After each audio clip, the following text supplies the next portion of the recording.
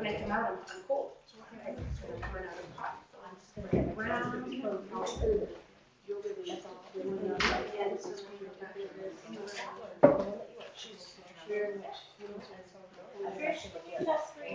Testing 1, 2, 3 testing. It is January the 11th, 2017. First stoning your fire for 2017. Yay. There are so many different stuff. Yeah, it's not bad. I know, Joe. You gotta find someone that surrendering to right off the highway. And by that I mean being able to lead the class in the right way. People with the right cheerleading.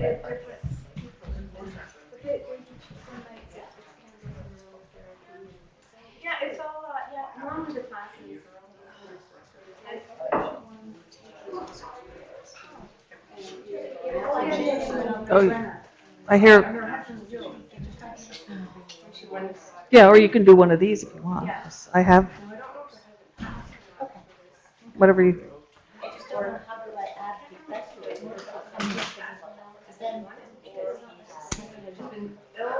Not necessarily. It's when I.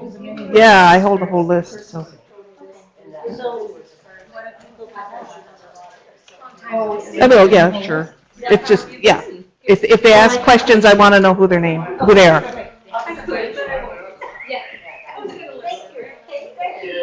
For clearing out the stuff. You're welcome.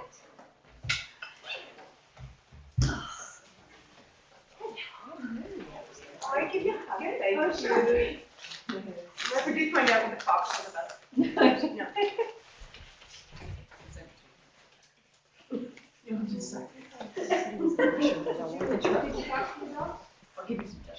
Three of my dogs. She talked to three of them.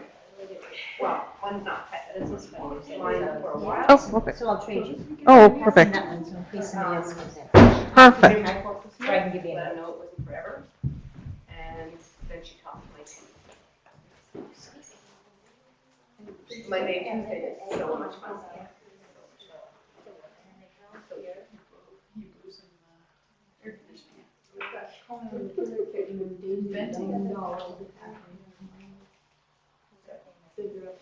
Oh. Are you signing all these cards? If you like, sure. After, but yes. Books. We have books.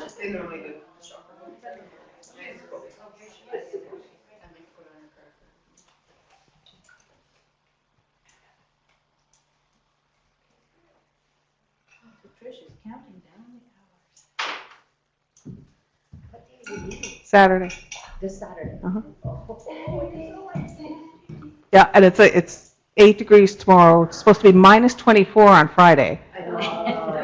So it's a really good day, it's like, yeah, I'll be, right? Well, and what we're going to do is plug it in and turn the heaters on and stuff. So, because you want to load everything in, you don't want to leave like shampoo and stuff in there because it'll freeze and things. So you want to load everything in. So I said I want it warmed up. I'm not going to be out there shivering, putting shampoo in the bathroom, not having that. I have a major question for you. What did they all decide to get for Christmas? You said they The were boys. going to. What did they make a decision? About what they want to get? No, they haven't decided. They all have this about. We put money in a bottle. I don't know if you remember, but so it's sitting there in the bottle, and now they have to discuss it. Okay. So that's their choice. That's what they're going to do while you're gone. So when you come back, they'll know. I think it'll be more interactive than that. Yeah. I mean, we went to their place for Christmas. Spent about 3 nights, and then they complained because we left. I'm like, I need to be in my own bed, like. Nicholas is sleeping on the sofa so we can have his room. Like, he needs to be in his own bed. And so I was deliberately changing the subject so they'd stop. And I said, so what are you going to do for New Year's? Oh, we're coming to your place. Okay, good. Yeah, well, and when were you going to tell me? Not that I mind, but I just thought, isn't that... They bring half a Costco with them every time. Every time. They do. Which is lovely, What I meant was when you get back to your home, then they'll be ready to bring that whatever thing to your home. Yeah, they're talking about building a barbecue and a water slide, and so, you know, And I'm and gonna be, I'm at a conference during that Bay weekend. Oh. Baby. that's too bad. It'll be what it is. Okay. It's January. Closed toe shoes day. I know the boots, eh? I'm actually wearing boots. Yeah.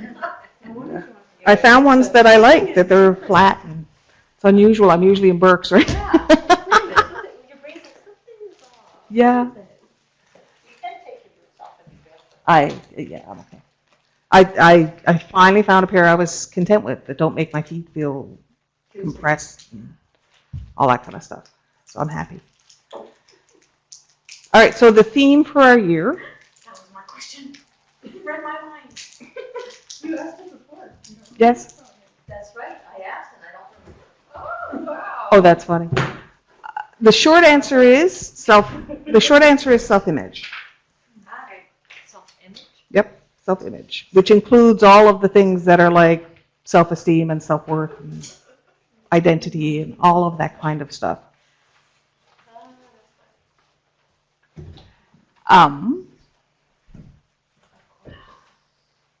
Sure. Of course, I've even made it. So what I want you to do is pause and allow yourself to not filter. Because you know when you ask a question, you want to take that first response that you get. Because we often what we do, you know, I ask the question, you hear the first response, you go, no, no, no, or I'd rather know about this, or you know, all those things that you do to avoid that first response. So ask yourself, what is one word that you would use to define you? One word. Every situation. Just one word, you. Just whatever comes. Based on, we're talking about self-image, one word. Take what was there. Take what came. Just one. First one. First one that popped.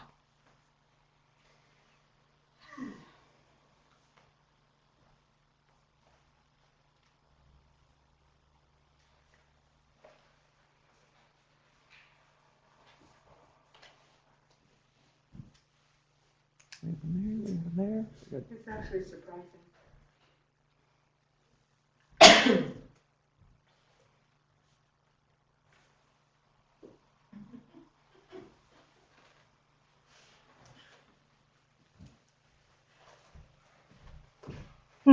Okay.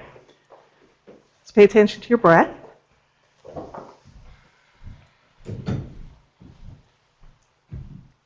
And bring your breath all the way down to the heart of the earth.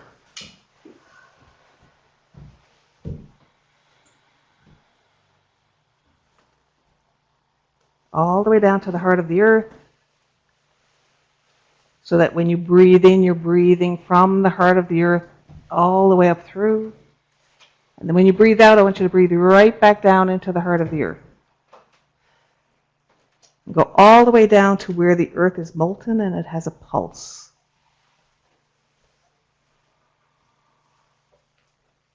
So breathe that molten earth energy all the way up through you.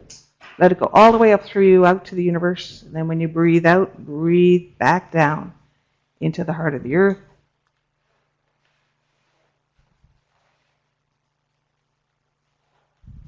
I think we need more chairs. 2 minutes. Oh, there's one over here. Okay. Okay. One over here, Judy. Yeah, that's.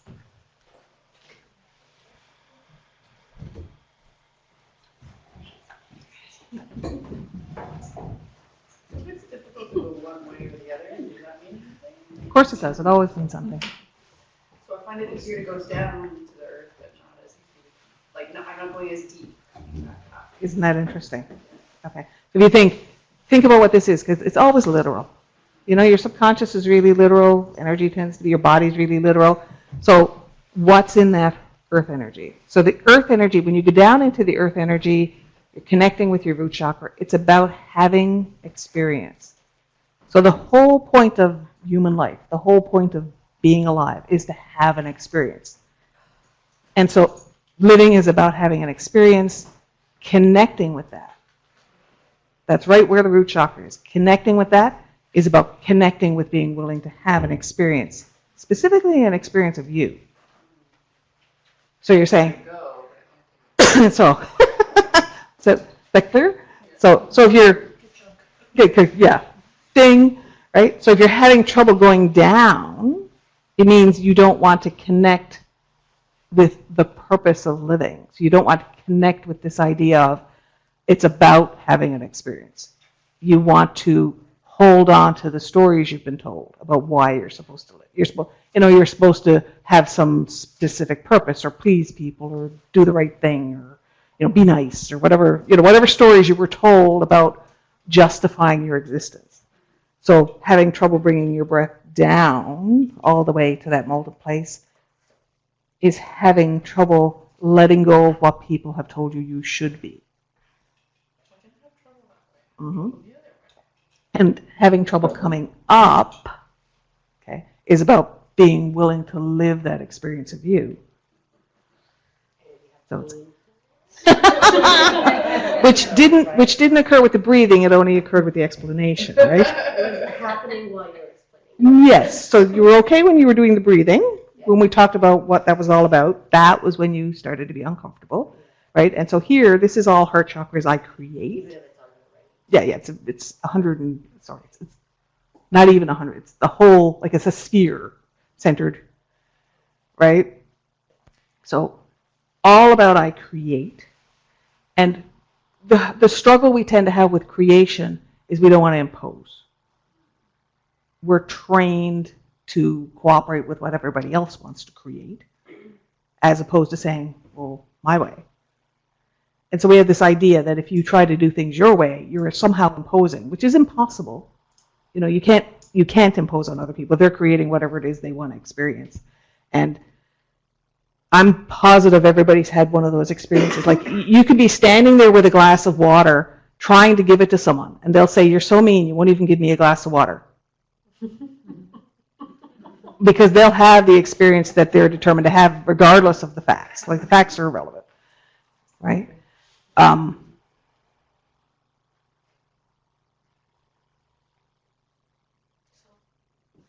to the center of the earth is inhale. So I said, I want you to breathe all the way in to the heart of the earth. And then when you breathe out, bring it up through you. Go both directions. So that's what we were distinguishing, was which Into the heart. really easy. It's the breathing out, which is the same direction you were having trouble with. Bringing it back out. So the bringing it back out will cause you trouble. If you don't want to choose to experience yourself, if you're stuck in that cooperating with other people's experience. So you can breathe better. Right? Speaking of conforming. Yeah. Right. Okay. Breathing into the heart of the earth. And bring your breath all the way down to that place where there is a throb, the pulse of life, the Gaia life. And when you breathe it in, and then breathe it out all the way up through you.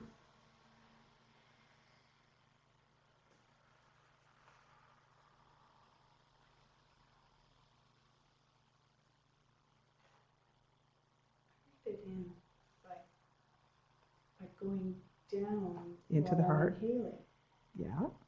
Breathe it into the heart of the earth. Breathe into the heart. And then when you breathe out, bring that earth energy all the way up through you and out to the universe. Yep.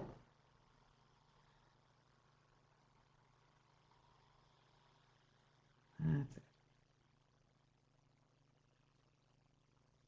So we came in late. What you missed was, I said, I want you to consider the first thing that pops into your head. Just take that first word that pops into your head without filtering it. One word that defines you. Because the theme for the year is self-image. One word.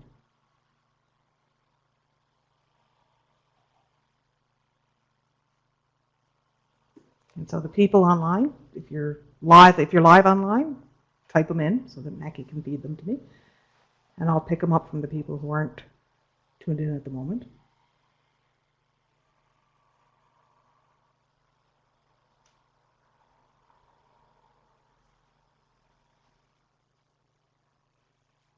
Okay.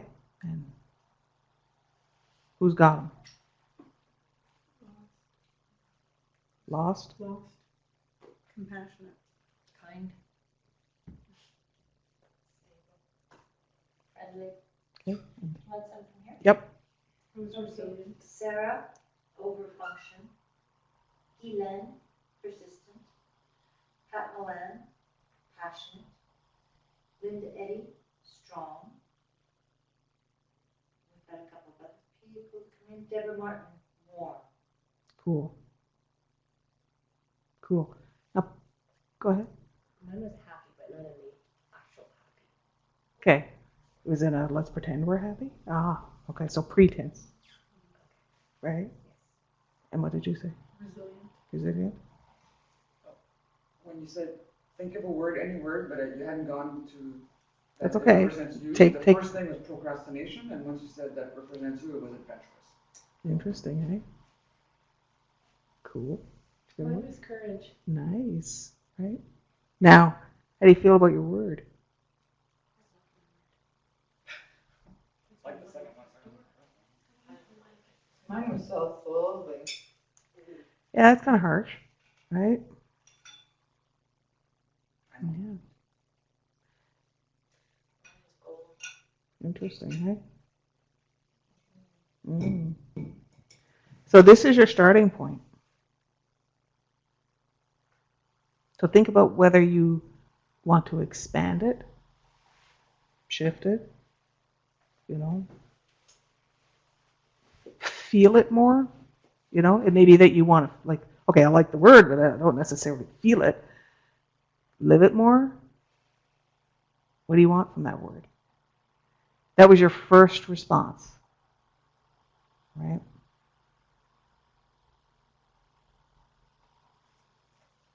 Okay, let's go find out where it came from. We're going to do some campfire. Relax and breathe.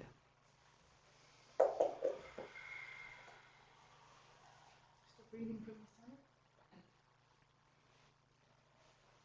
center. If that feels good for you, sure. It isn't required. Just pay attention to your breath. And I'll ask that, do you want woods or beach? I'm thinking it's January. Oh, beach.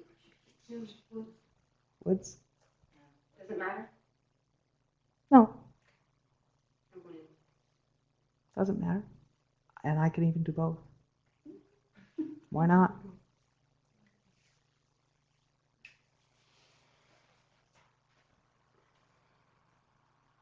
Focus on your breath a little bit. Let your breath be even on the way in and even on the way out.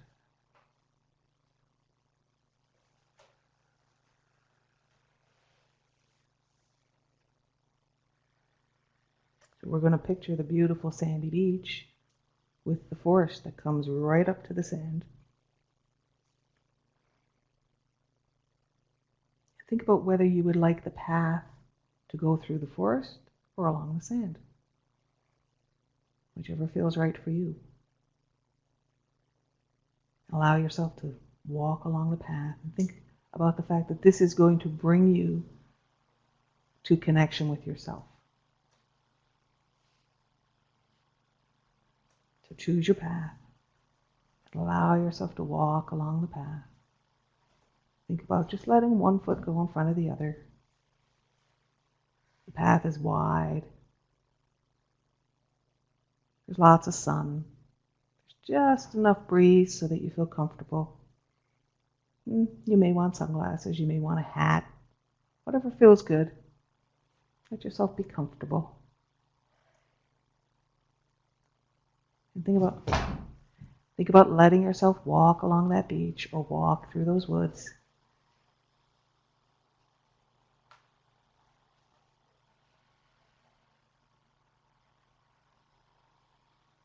That's it.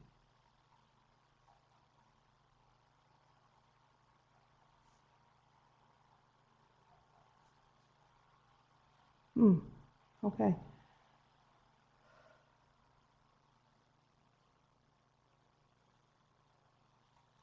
So as you're walking along, you can see in front of you on the path, there's a fallen tree, either across the sand or across the path in the woods. And this fallen tree is a place that you usually don't like to go. And so think about allowing yourself to pause before you come to that. You might feel like you want to barge ahead, but allow yourself to pause instead. Allow yourself to pause and think, what do I need to be okay with this? Maybe you need something wrapped around you.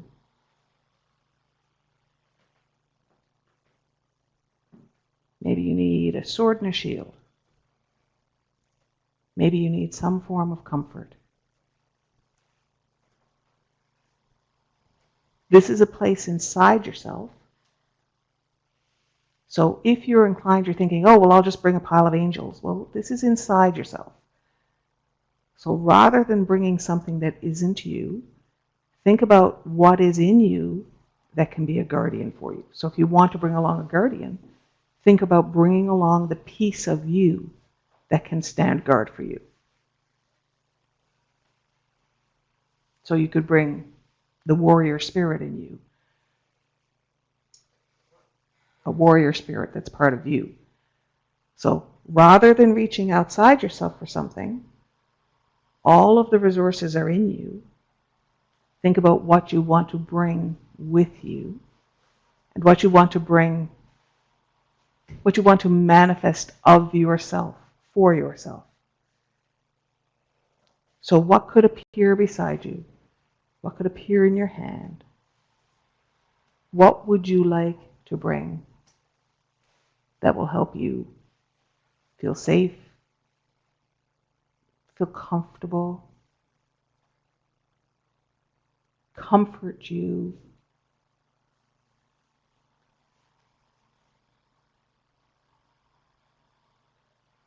And I want you to notice that even if you think, the word that came for you was a positive word, it's very important to give yourself the ability to evolve. Even if you think, that's a great word, that's the only word I need, I'm good with that. Well, the minute you do that, you've limited your potential. And you absolutely have that choice. The key thing would be to be aware that you're making that choice. Would you like to allow other possibilities so that when you make that choice, it's with the full access to other possibilities?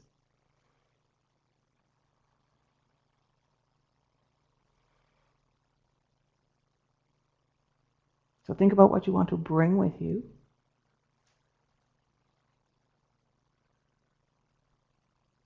And then still pause. And from this side of that log, have a look and see what's over there. It may be that, something you visualize. It may be something you sense. Maybe something you smell. Maybe something you hear. Maybe a feeling that comes. And just allow yourself to sense what's over there.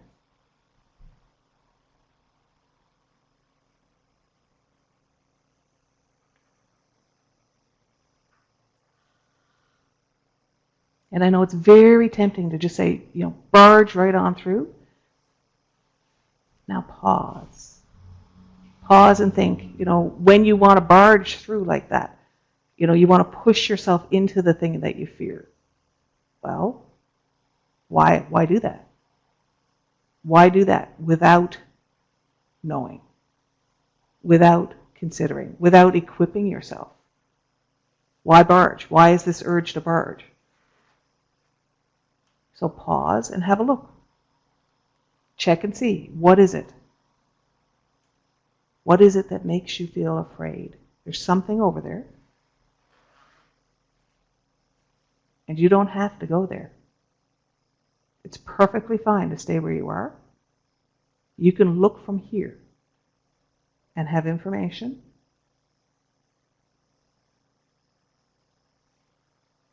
And checking from here, you could say, well, is there more stuff that I need? Maybe there's more stuff I need. And you know what else you could do? You could say, I'm not going there yet. Because the moment you say, well, there's this thing, and it's over there, and you don't want to face it. The minute you go there, you're like, well, I better confront that. I better get over there, and I better just stomp that into the ground, or eliminate it, or whatever it is that you need to do. Well, what if that's not true? What if it's just not true? What if it's okay for it to be over there? And what if it's okay for you to stay here?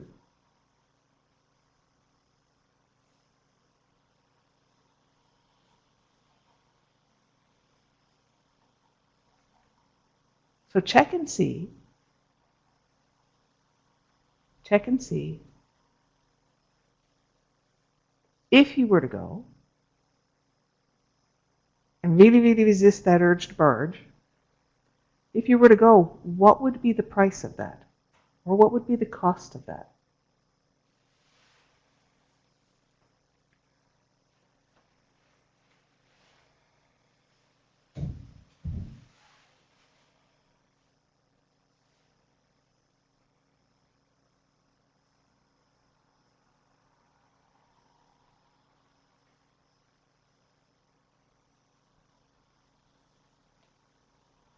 And check and see, is there anything to be gained by going there?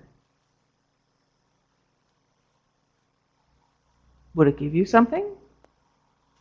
One of the challenges we have when we're into this personal development work is that you can get really used to just trying to barge your way through stuff. And why? Is there any benefit?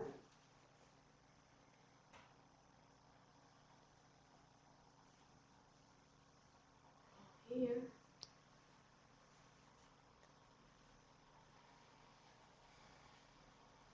Here's being able to make choices, not necessarily about barging, right? You can barge or not barge. How about that? So check and see. Is there a benefit? So, question, what's the thing that's in our way? Is it supposed, I don't know what to think about it. You don't have enough information yet. So part of the reason you're standing here checking, like, what is over there? What's going on? Part of that is figuring out there's a reason for this barrier. You've put it in place for a reason, and you put it there. Let's find out why. What are you protecting yourself from? What is it you're achieving with this? It's your barrier.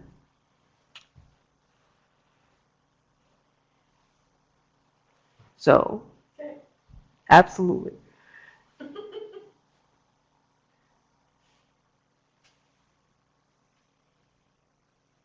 Check and see.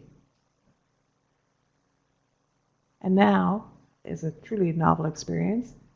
Give yourself permission that you don't ever have to do this. You don't ever have to cross that barrier. What would that be like?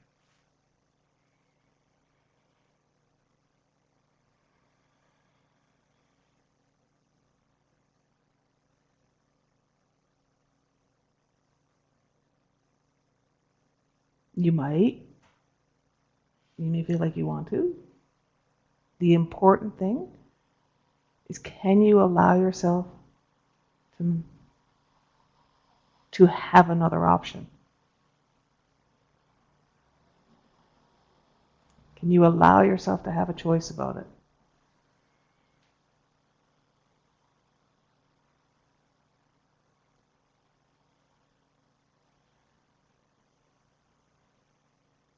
So now check and see, because we've said, okay, there's something over there to fear, and there's a price for confronting that. Is there a benefit? There might be. So now check and see, what's the benefit of having it there? What's the benefit of having the fear and paying the price of having it? What is it giving you?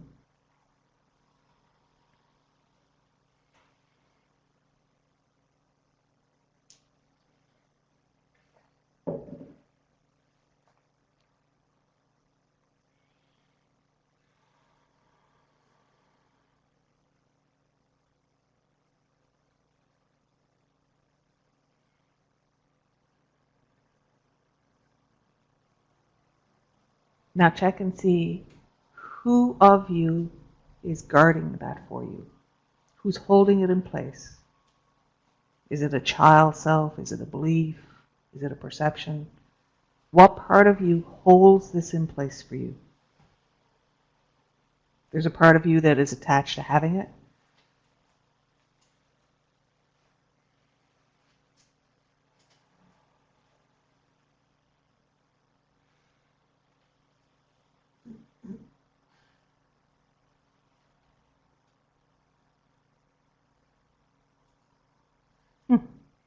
And that part of you who's attached to having it there believes it's very important that it be there, believes it's right that it be there. So even if you look at it, from that modern cognitive part of your brain and go, well, okay, that part of you may think it's right, but I don't think it's right.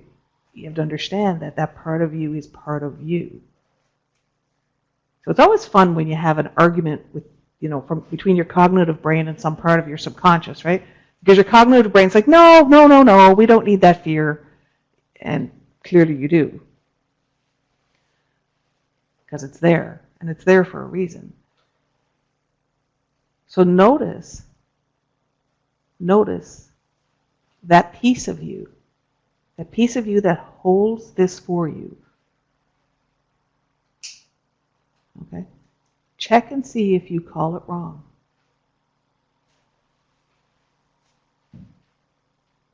I can't find the piece of me that's holding it. So that means that it doesn't trust you to let you keep it. That's interesting. It believes that if it comes out, you're going to basically decide that this is going.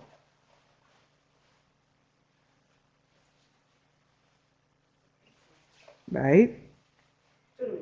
Yeah. Because if it feels like a negative to you, which it may, some people will have positives and some people will have negatives. If it feels like if you think it's a negative and you haven't been willing to validate how you actually feel, because how you actually feel is that you need that. You know how you know that? Because it's there. Yeah. Right? So that means that cognitive part of you is dismissing what you need. And how you learn to deal with that is to hide what you need. Okay. Right? So I guess the next logical question would be, how do I find it then? Okay. So the starting point would be to accept that you need it. It's valid that you need it. It's valid that it's there. Because your first response is call it wrong. Yeah, I don't feel like I'm calling it wrong. I probably am, obviously, because it's there. I don't feel like I'm calling it wrong. Okay. I actually understand why it's there. Okay. Do you want it gone? I don't know. That's a good question. I think more accurately would be, I want to step over it. Yeah. And I want to move through it. Okay. Which is the same as I want it gone. right? It's just another variation of the story of I want Stop it. it. Well, we can all laugh, right? Yeah, I've had that story in my head. So it's like, yeah, I want to move past it. Think how much that diminishes the value of the part of you that holds it. Check and see, how long has it been there? How long have you been holding this thing? What if you want to integrate it? Cool. So the challenge is, the starting point is, are you willing to accept it as is? Can you leave it? Can you understand, this is important to me. I have a chunk of me that has the sole purpose of guarding this thing. It's really important to me, and I've wanted it for this long. So rather than try to fix it, are you willing to accept that? Except that a part of you wants it. Which means you want it.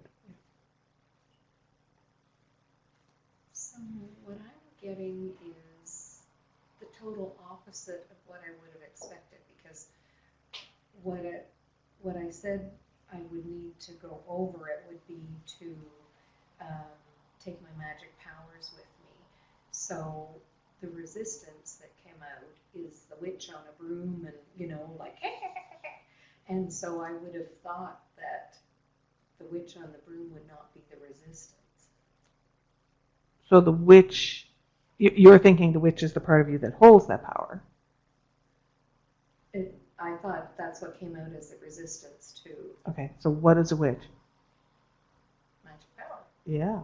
And what you think you need to get to it is, Magic power. well, then there it is, holding it for you. Okay. Okay? Okay. Oh, Okay. It's not holding the resistance, it's holding. It's, Okay. it's holding the barrier for you. Okay. So this is interesting because you say, what do I need to go past this barrier? You need your magic power. That is the barrier. Okay. Magic power is the barrier? Yeah. Because it's holding the other back. Right? So the feel the fear and do it anyway is reaction, Yes. and you're trying to get us to be neutral. I'm going for choice. The ability to choose. So If you're in reaction, you don't have the you're ability. not, if you're in reaction, you're not choosing. And also to have compassion. Because we like to beat ourselves up. We like to say, oh, there's this thing, I have to release it, I have to move on, I have to whatever. And we really like to call ourselves wrong if we have things that we haven't released. Fear is wrong. Well, Not going through it is wrong. Staying is wrong. It's about having a choice.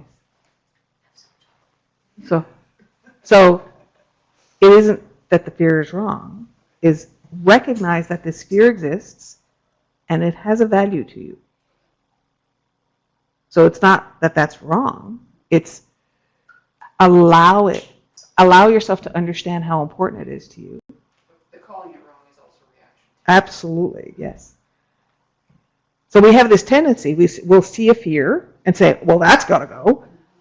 Well, in the end, fear is a message from your subconscious. It's just information. And what we're aiming for is the capacity to be able to decide, even in the presence of this particular kind of information. And so being able to even just stay there and be with it and say, well, what's going on here? And what is this for me? And why do I want it? And how is it important? To be able to connect to that piece of you, and that piece of you that's hiding because you won't give it space. Right? Okay?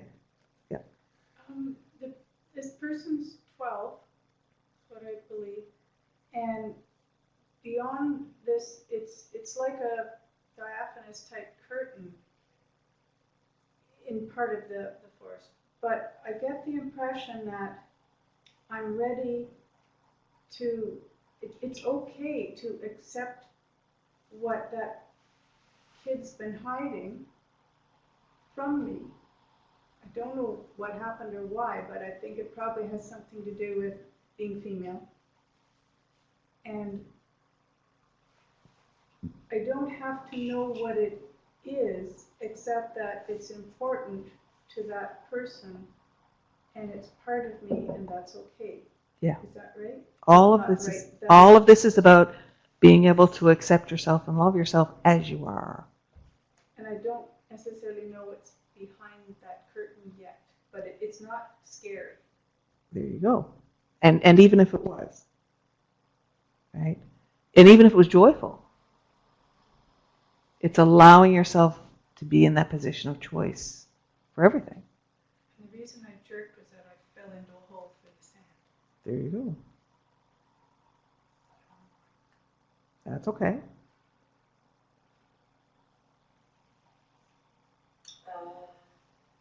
I see it as something positive and negative. Positive because it protects me sometimes. Negative because sometimes if I overdo it, then I miss opportunities. So I see it as something that needs to be a choice and not just there without assessing it. Yeah. At the same time, I see it itself as something valuable, something to explore, something to have fun with.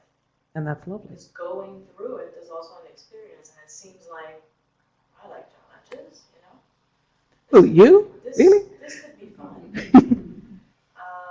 So the negative negative part where it's too much and there's always a fear, I identified as the part of me which I would like to tone down, is the glass half empty side of me, where I always expect the worst in every situation.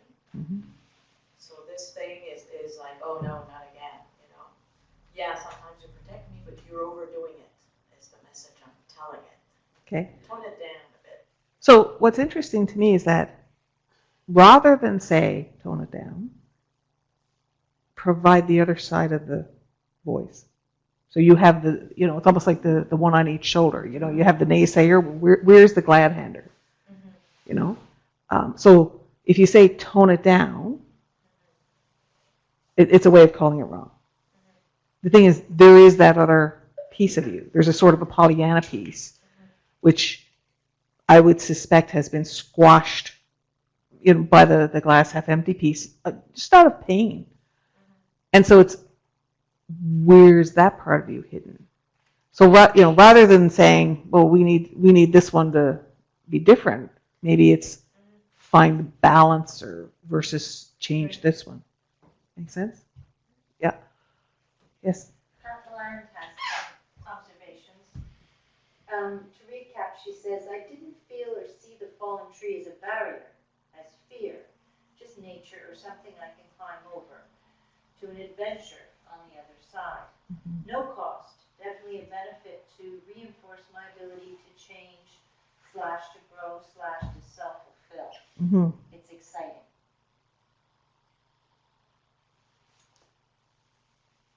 Every choice has a price.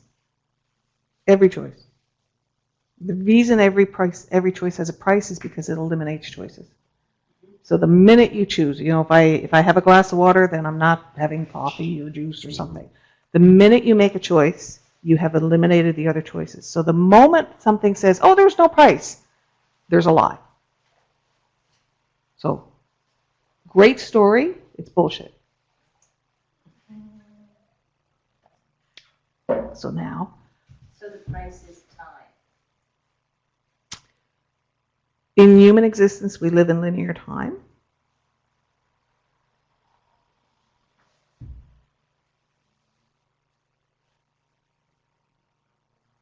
It's the choice, every choice you make eliminates potential.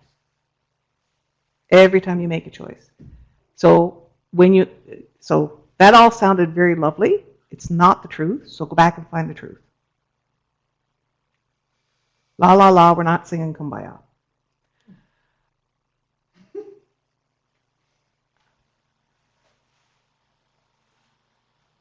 That's better. There you go, see?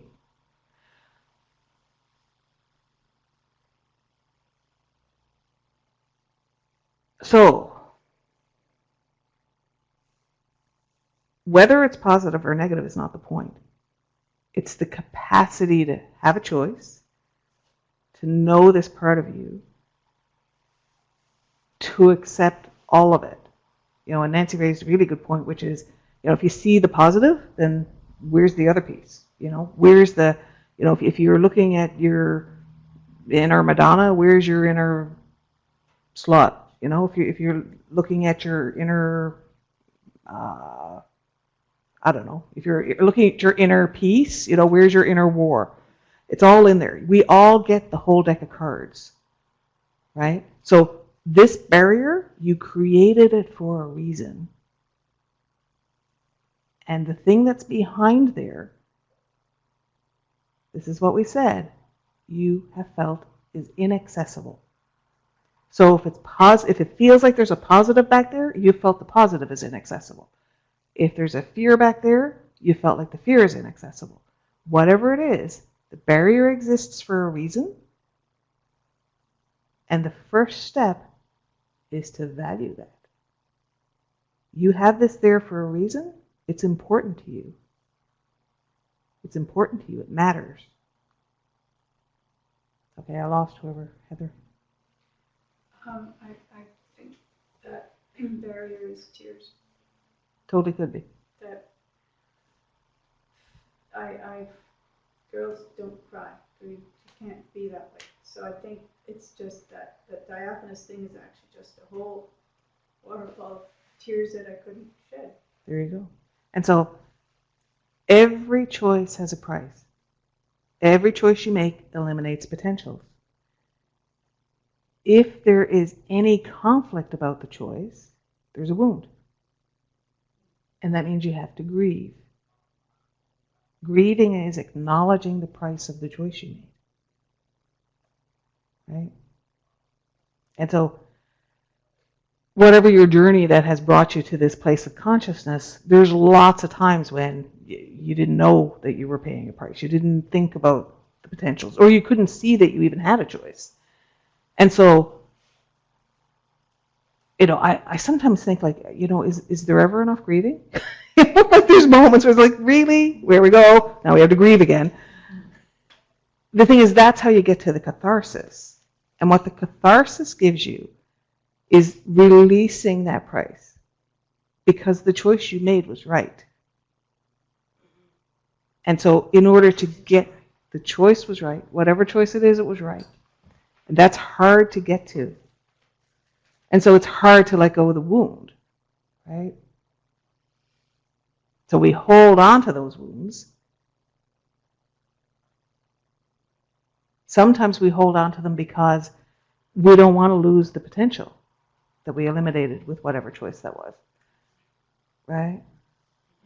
Or sometimes we think whatever choice we made, the price was just too high. Or we think we made the wrong choice. And so all of this becomes about getting to a place where you can actually love all of you. If I feel the choice was right, but it's still Conflicted. Yeah. It means that some potential that was eliminated, you feel wrong about having eliminated the potential.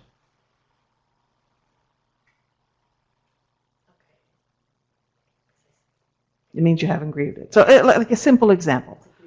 It's the grieving, right? It's because what the grieving is telling the truth of the price, right? It's about telling the truth of the price. So you may feel like I absolutely did the thing I wanted to do. Still haven't told that truth, right? Yeah, right? I can't do catharsis yet. Yet. Sometimes, if you can't get to the catharsis, it's because fundamentally, if you can't get to catharsis, your values are in conflict. And so it means you haven't found the value that's in conflict. Right? Right?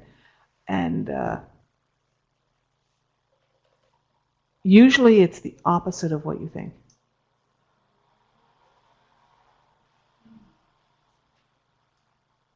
So whatever you've come to. So if you say, a lot of this stuff is about, I wasn't supposed to be a girl. And so that has caused you all sorts of issues. Well, part of you believes that. So some of it was imposed, and then there's the part of you that's going, like, why did I do this? Why didn't I just come with a penis? Like, really? And so as long as you're looking outward at, this was imposed on me, you never get to connect to that part of you that thinks that you should have gone the other way. The value of what you can have from being female. Okay?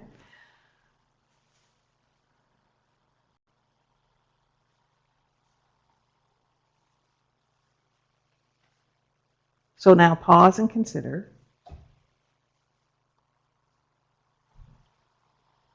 What would you like to do with this barrier?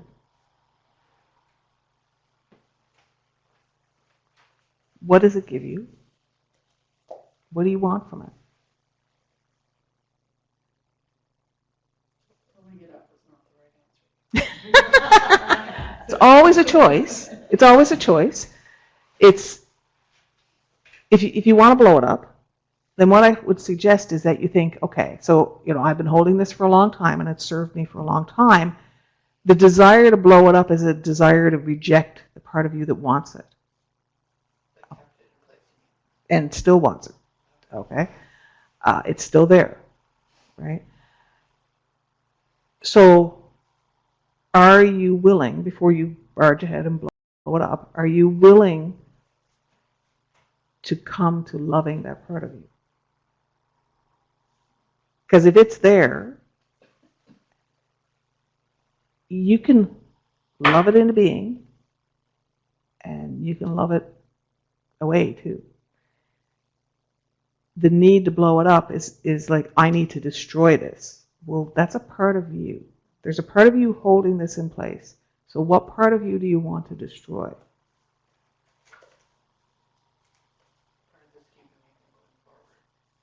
The thing is, it's a part of you.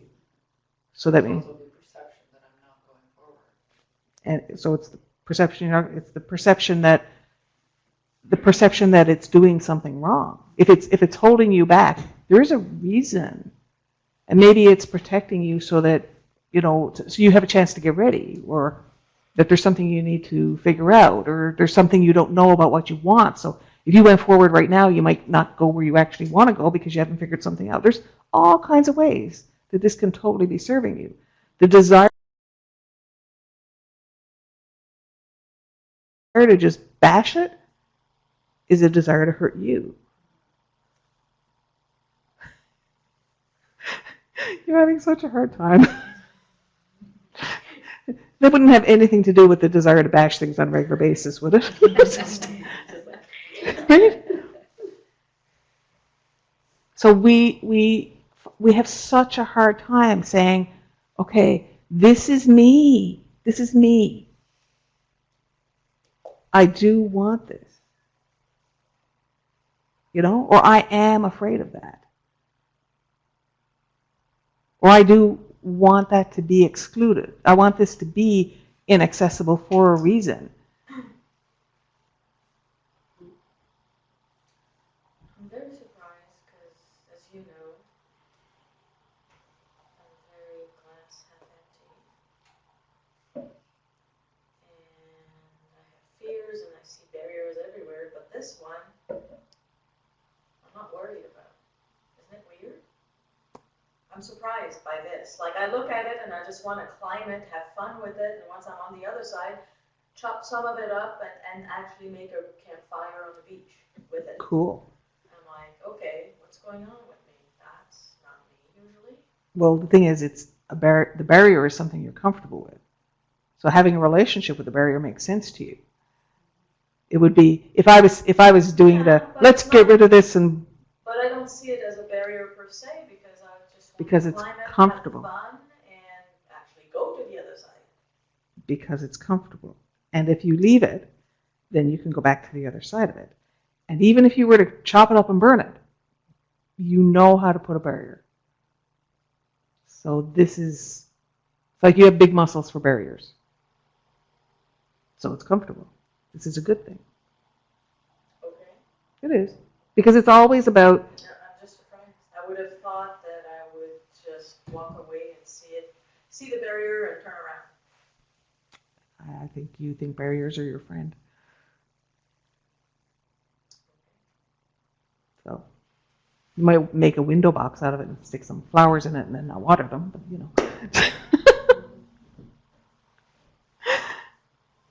So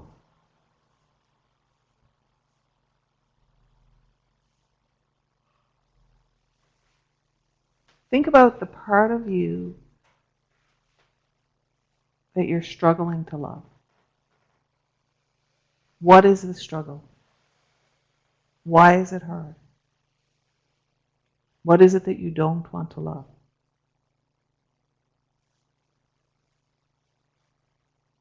All the parts for me in the barrier are the parts that. So my word was kind, and I know that means something different to me now than it did. That was my comply, and that was so that I guess I put the barrier up for all the parts of me which we all have, which are the parts you would call ugly, or in each family. Inner bitch, whatever. Yeah. There's a definition of what that looks like, and so for me, it's the angry parts of myself, or the parts that can be mean. I can see the little children in there that are all angry and mean and whatever. And so that's why I said about integrating, because you were asking, can you love it? And that was my feeling when I saw it. It's not a fear feeling when I see it, but the person that's guarding it is that young person who was kind, you know, the old me. Yes. Who I wanted just to be seen as kind all the time. That was like my main thing. Okay. So whenever we think of integration, you have to think about evolving them. Because if they're trapped behind this barrier, then all of the kind of work you've done at the parts of you that were accessible hasn't reached them. So you want to think about, you know, how do they need to evolve? What do they need? What, you know, if you've got pieces of you who haven't been allowed to be mean since you were 2, then if you bring them in right now, they only know how to act like a 2-year-old. It could be challenging, right? It could be challenging. And so I would suggest you spend some time with them and allow them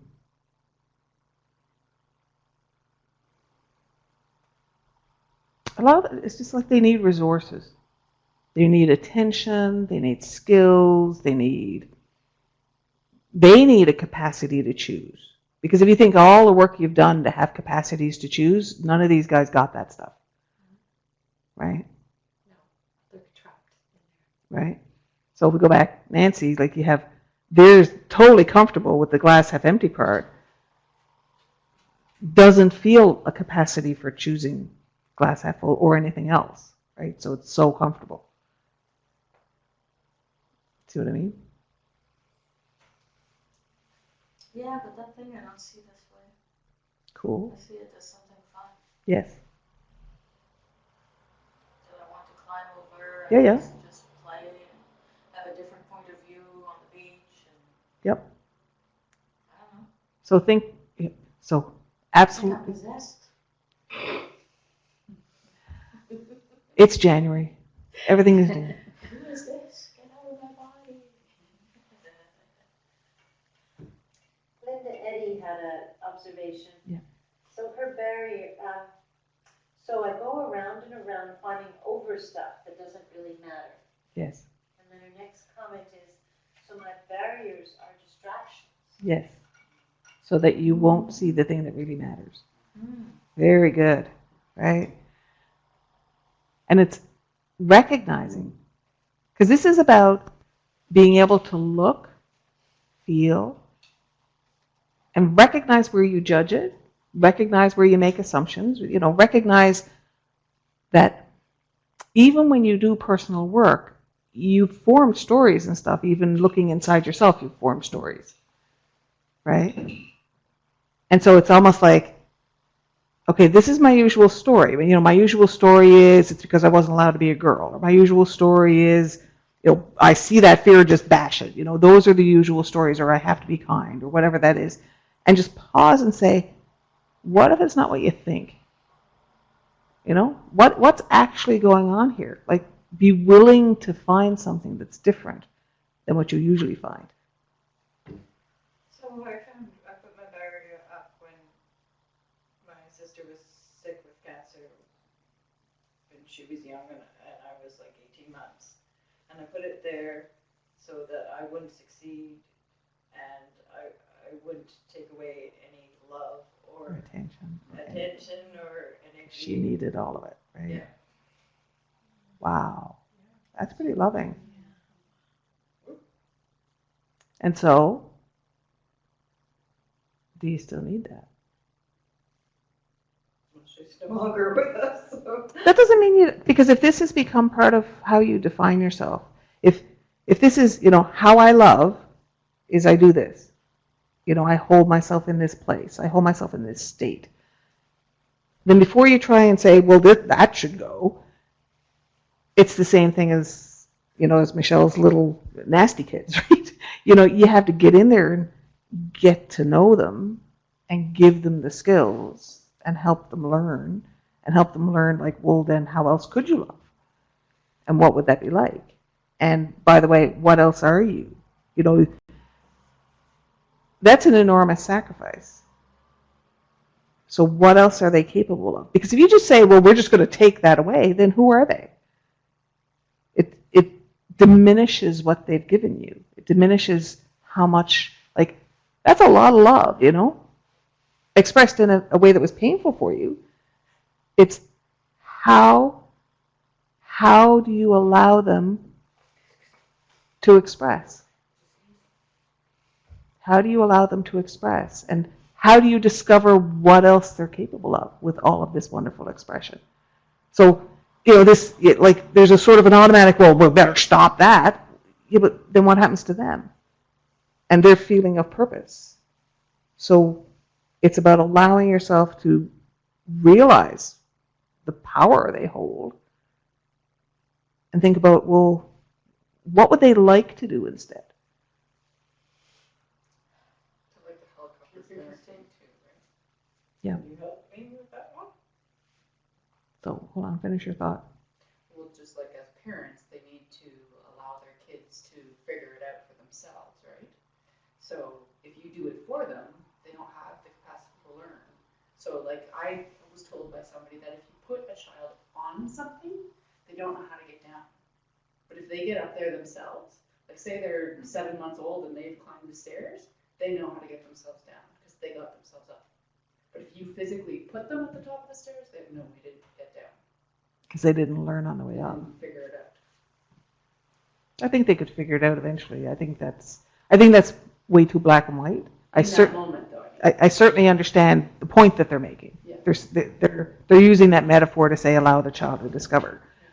So this becomes about saying, you know, rather than saying, oh my God, look at all this pain you've caused me, or, you know, look at what you did, say, okay, so this was really powerful.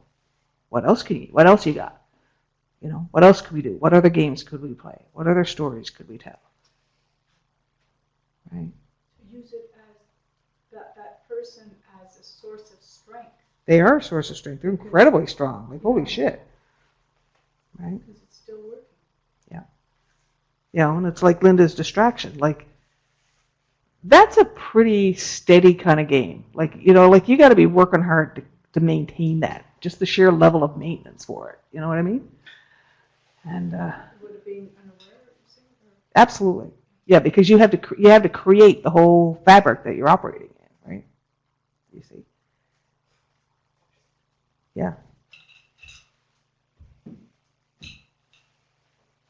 That we're not being able to figure out values and all that other stuff.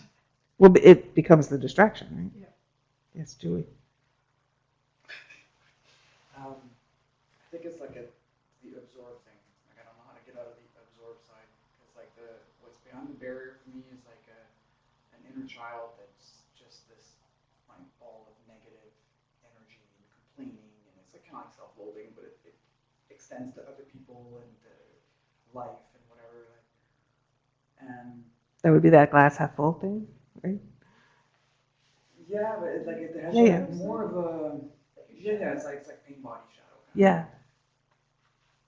And then when I ask, like at first I was kind of like, okay, well I want to bring some love to that part, and then the person's like, no, I'm holding something here. What are you doing? Right? See? And then Don't devalue Then me. I asked who's the guardian of that energy, and basically like what I see is this image of the tarot card of the Queen of Swords, which is like the evolved like queen energy that's survived tons of mental strife and is like sitting on her throne and has, you know, and she's kind of like, she's standing there and she's its guardian. So like I just kind of like said, well, together, because it's kind of like she's like the you become. And when I asked why can't I, why can't we just bring love to this part?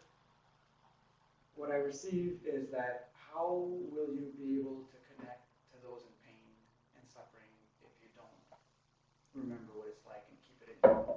Right? So it's kind of like absorb, and then I know the middle of my polar split would be observation with compassion, but it's like that. It's like I don't know how to do that. Mm-hmm. So it's like I have to stay in pain even though. Yep. You know. Yep. I love you right now. Let's begin again. Because you vocalize this with you. Yeah. So, we have a great bunch, right? So, she has the whole feeling unloved. So you know what feeling unloved is. You have memory, I know this one. right? And so the queen part can go outside time. So what you want to do is tell the queen part, I want the capacity to access that through memory instead of hold it. What do we need to evolve it? Okay? There's this huge creativity in there. So I think what you want to do is go in, just go in and be with those kids, Allison, and give them things that they can create with, paints and seeds and dirt and tools and backhoes. I don't, whatever.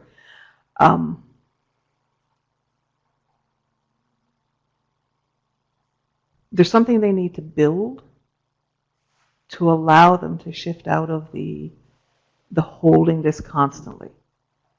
So it's almost like they need to build a new structure. And they don't know what that looks like yet, so they just need you to give them time and opportunity and resources to build with. So the process of building something will allow them to say, okay, now I can do this, so I can let that piece go because I have this other thing going on. Make sense? It'll be really interesting to see what they build, because why do you need backhoes and paints? So, if I'm understanding this, the log is the barrier, and the entities that are around are the ones sustaining that barrier. They could be. We called out a whole bunch of stuff, right? Okay. I'm trying to figure out what my theme is. I've sort of figured out.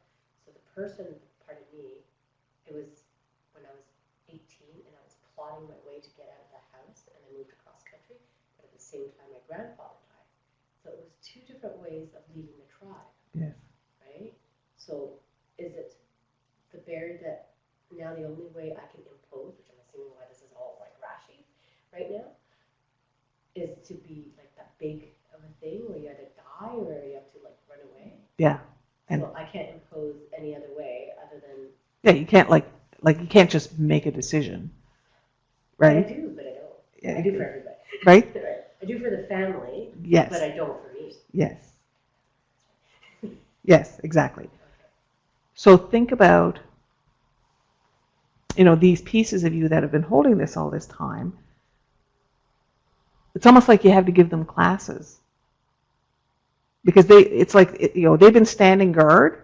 They haven't taken in all the stuff that you've taken in.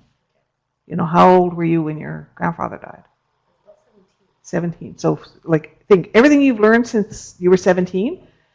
They've been doing the British Guards, where I hear nothing, I see nothing, I just stand here, and so it's almost like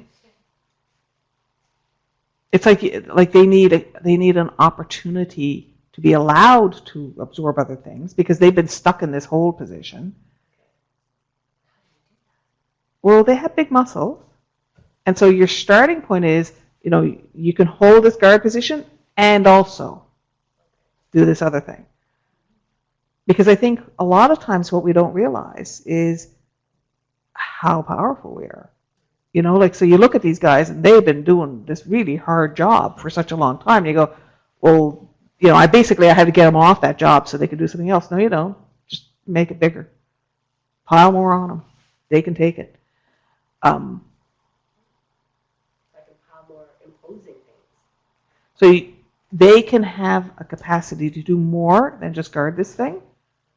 And the capacity would be to learn what else a choice could be. What other options could be. They don't have to give this up. Right? Because if you try and take away what they're guarding before they've learned other possibilities, it's really self-abusive, right? So I'm getting confused now. What was behind my log was there are people who want to hurt me. And so this is about allowing myself to feel safe, is it? It would be more accurate to say it's about allowing yourself to fight back To fight back, okay. Okay. All on your behalf, not just on other people's behalf, right, okay. specifically. Right? Because you're pretty good at fighting for others. Yep. Right? Is that also a distraction? The being willing to fight. It is a fulfilling a role versus expressing identity. Right? I'm boiling. It's not. Okay. I have no idea. Is it? Yeah. So. Yeah. So we. Years old and it's not spontaneous. Yeah. So it won't work. Even if we turn up the heat, it won't work. You can put your coat on. We won't argue. Yeah. What I would suggest is you go back to breathing into the earth, because the reason you're feeling cold is not about the temperature. Yeah, it's the disconnect, right? So bring your breath back down to the heart of the earth. That would explain why we started with that. Who knew? What Allison said made sense to me too, in the way that I avoided taking any energy from my parents because of my brother. So my barrier was like I could stay in the pain cell, or I could move forward to the joy. So I saw that as like I'm avoiding resources, I'm avoiding new opportunities, I'm avoiding all of those things. So Yeah. that was the avoiding, was the barrier. Yeah. And the staying here is like I could just be happy being ignorant. This is enough. It's okay. Right. Cool, huh? And see, this is why there's so much power in just sitting with it. You know, you have this urge to just like, it's in there, it's a barrier, must need to go, you know, and there's things. And so allowing yourself to discover allows yourself to expand, to explore, to have choices. Because the choices, just destroying the barrier will not make the choices accessible. Because there's lots of stuff behind it, there's not just the one. Because every time somebody mentions something, it's like, Oh, that one too, yeah, right? Well, that's the power of the group, right? Because you'll see the thing you're willing to see, and then the group will point out all of those other things. I didn't think like Allison, because there's no major health thing, but yes, my younger brother had really have energy, shut me down, and me shut me down. Don't take too much, right? For my friendliness, some of my log is perception. Yes. So that I actually, it's almost as though it's on offer, so that as I move forward, I use perception to protect myself. Yeah. So it's not the comply part. Yeah. That I can still retain it, but it needs to get wise, essentially. Years ago, so I come from Newfoundland, and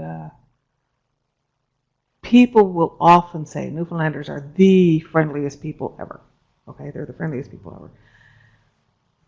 And so here's the thing. I mean, okay, if you look simply at how it plays out, sure. And then if you look at where that comes from, it's a whole different thing. So back in the day, if you lived in these little outports, there were boats that would bring supplies and stuff, because most places you couldn't get to by road. Well, if you didn't get enough supplies to make it through the winter before the ice came in, you were gonna die. It was that simple. So if you didn't have, like, if you weren't friendly with your neighbors, if you couldn't, get them to give you a hand, you were done. So are they the friendliest people in the world, or are they conditioned that this is survival? I think it's conditioning. Now you can argue that like the end result is they're like that. That's lovely. The thing is, it still comes from that I better be nice now, because what if I need something later? Keeping the track. Yep. Which is the same thing for my resilience. Is the positive and the negative of that is that I have to be so flexible because there's all this shit happening. See, and in point of fact, because that becomes part of your identity, you force the shit to happen so that you can prove to yourself you have, right? So the lovely thing about allowing yourself, ding! It was a ding, like, oh yeah, I do that too. It was one of As the, usual, I'm like, what? so she said, Lost in my thoughts. so she said, I have to be very flexible, and that becomes part of the identity. So you have to create all this challenge to force you to be flexible. It's the same thing for her barrier. Exactly. Right? See? Go away. Yes. So what's the link between the beach, what's on the other side of the barrier, and our self-image now? Because you just talked about your friendliness, and I said old earlier, and I don't see old on the beach anywhere, so I'm lost. That's okay. I think I'm on the wrong beach. We're not even at the campfire yet. I'm talking about the only one. Right? She's Nancy's gonna saw up her log and make one, like, right? My perception Right is there. that I shouldn't jump over it, or if I'm going to, I need to jump very high. Cruise. Right? I'm lost. So It's the wrong beach.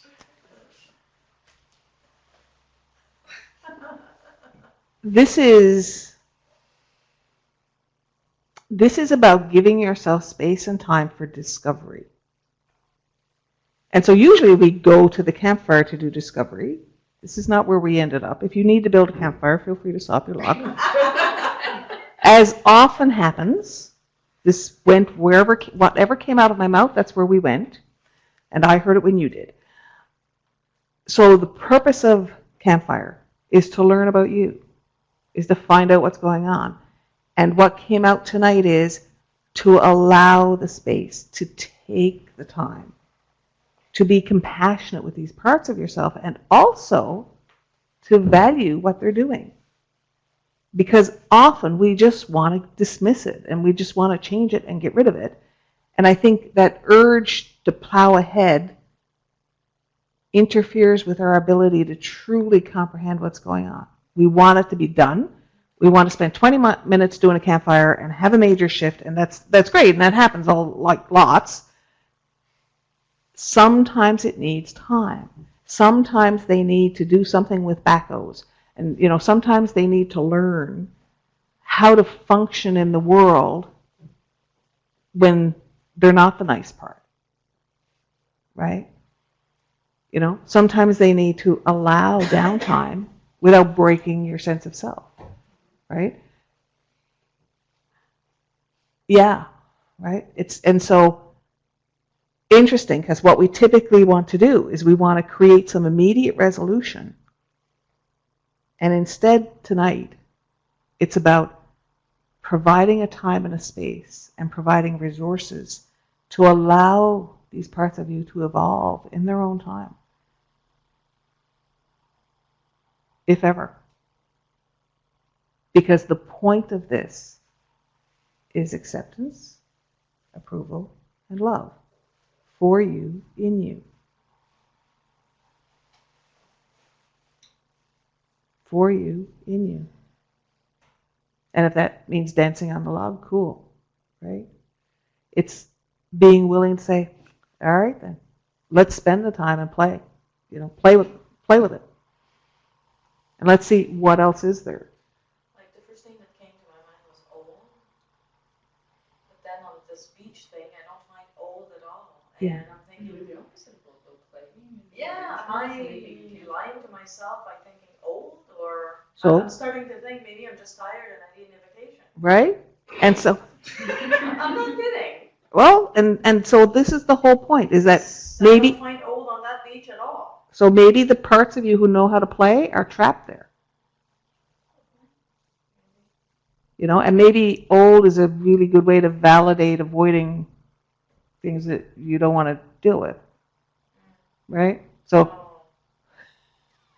Really? so if you say, well, I'm too old for that, then you have a great excuse, and that means you package up all your playful parts and hide them to allow yourself to feel old. Sarah has a tigers by her side. She saw a large functioning community. I fear it. I don't want to be engulfed, but it also represents hope. See?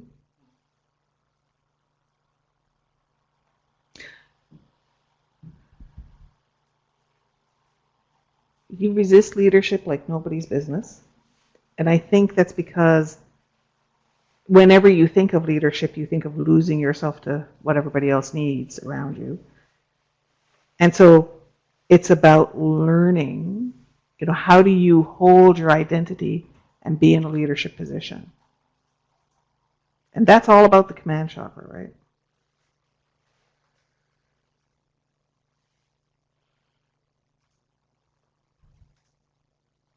What is that? Okay, so let's go back to that breath that goes down into the heart of the earth.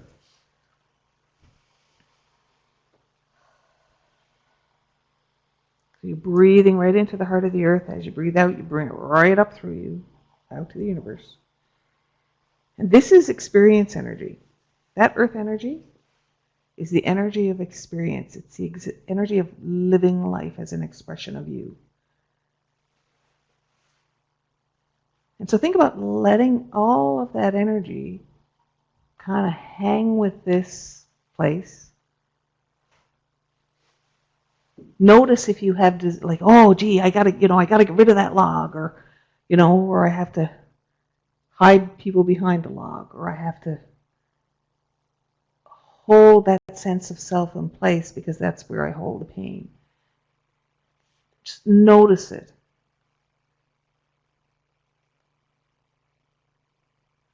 Because the first step is allowing yourself to see that part of you, value it.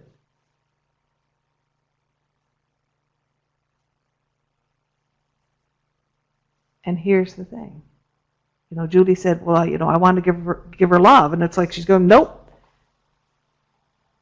Why would that stop you? Because your giving does not require her accepting. Does not require her accepting. Why would her response stop your expression?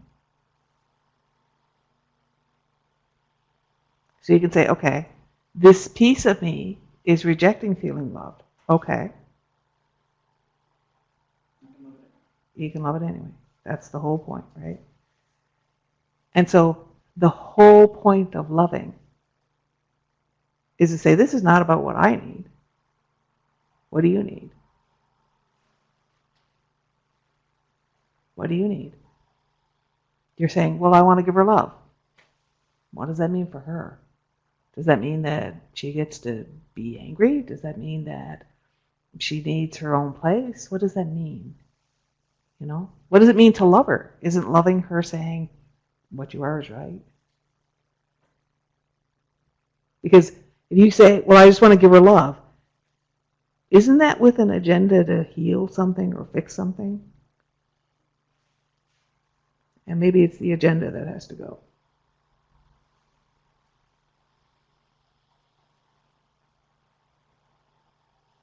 Yeah. A number of people mentioned the bad thing, that these young people hold the bad parts of you, or the angry or something. Being able to accept that anger gives you more choices. Yes. Because as you said, there's times when you need to be a Bengal tiger, Yep. or see that it is. Yep. And that gives you a strength. So I mentioned my shadow side, and Yep. if I've cut that side off in order to fit in, and that has cut me from experiencing. Yes. So accepting that I can be angry, I can do all these things, but I can choose how to express it. Yes.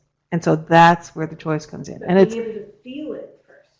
well, and having the capacity to choose how you express. This is a huge reason to leave them their space to learn, because they don't have the skills, right? And so they need a chance to learn. If If you haven't been allowed to be angry since you're 2 and you bring in that anger, you're going to act like a 2-year-old because that's all you know. And, I mean, you can do that. It'll be entertaining. You may want to allow them the space to learn, to gather some skills and to grow up a bit, Throw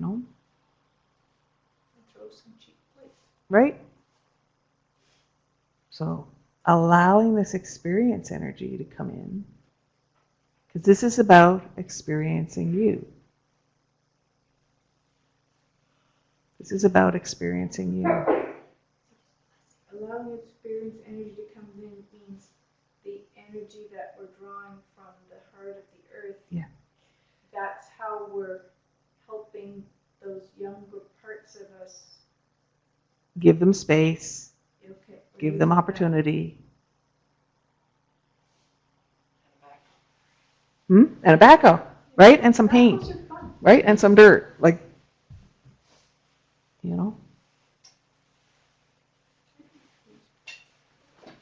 So, just keep giving them that light, that earth light, and just observe. And I know there's a temptation like, oh, are they evolving? Oh, are they growing up? Or are they whatever? You know what? I want you to just be with them. And there's this challenge, the desire to achieve something or make something different. Take the time, simply be with them.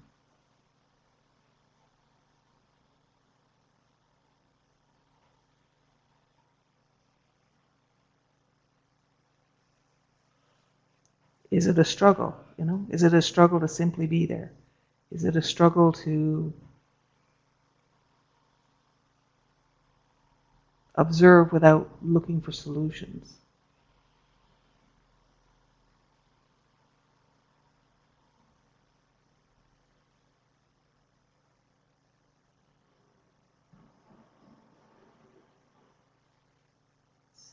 The past almost 2 years where I haven't produced anything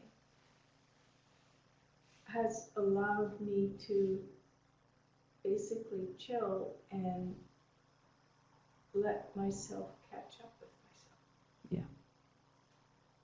Yeah, to be a person for a change, right? And all the different parts are coming together, and I guess they're now evolved more to a more equilibrium. Cool, huh? Thank God for pensions.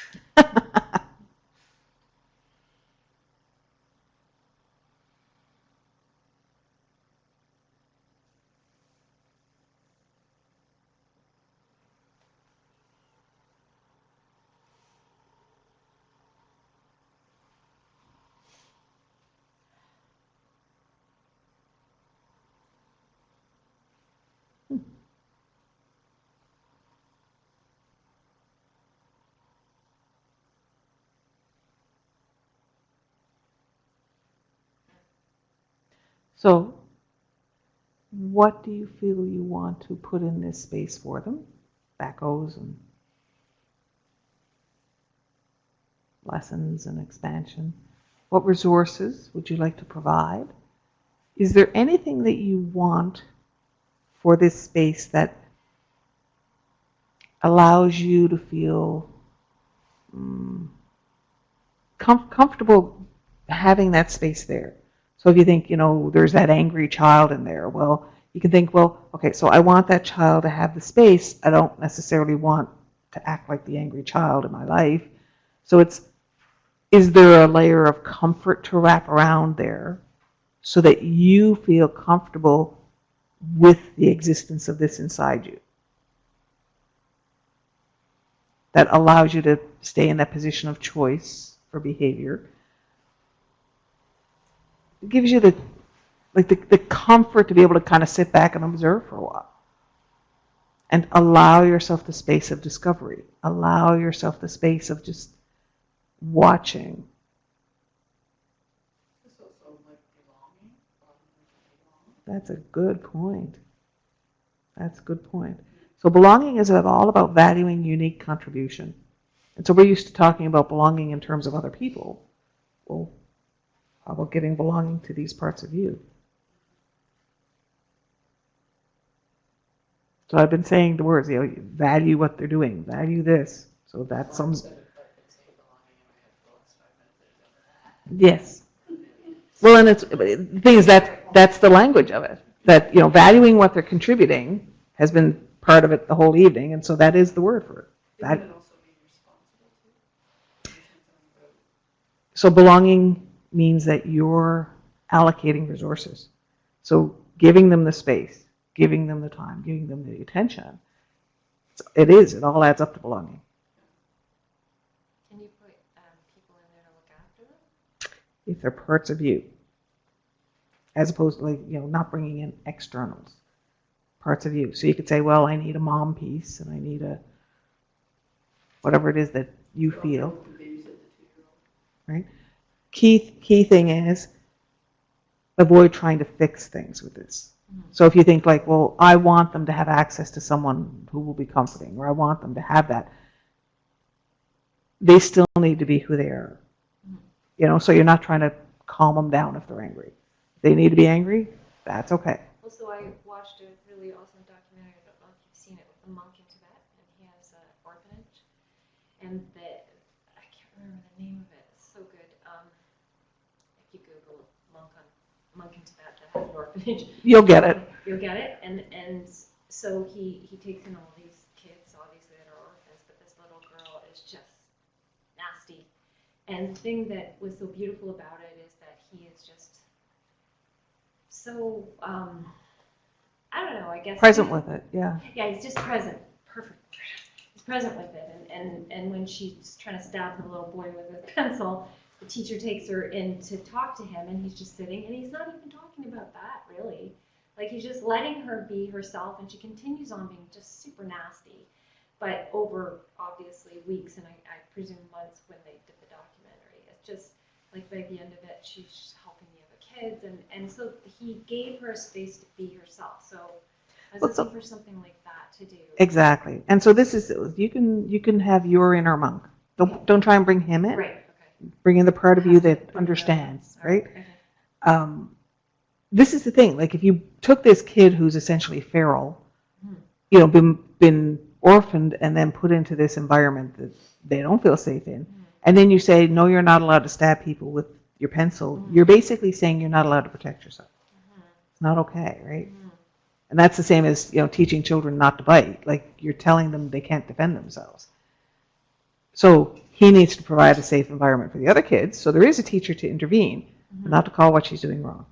No, and then he had another boy he said, you can look out for her.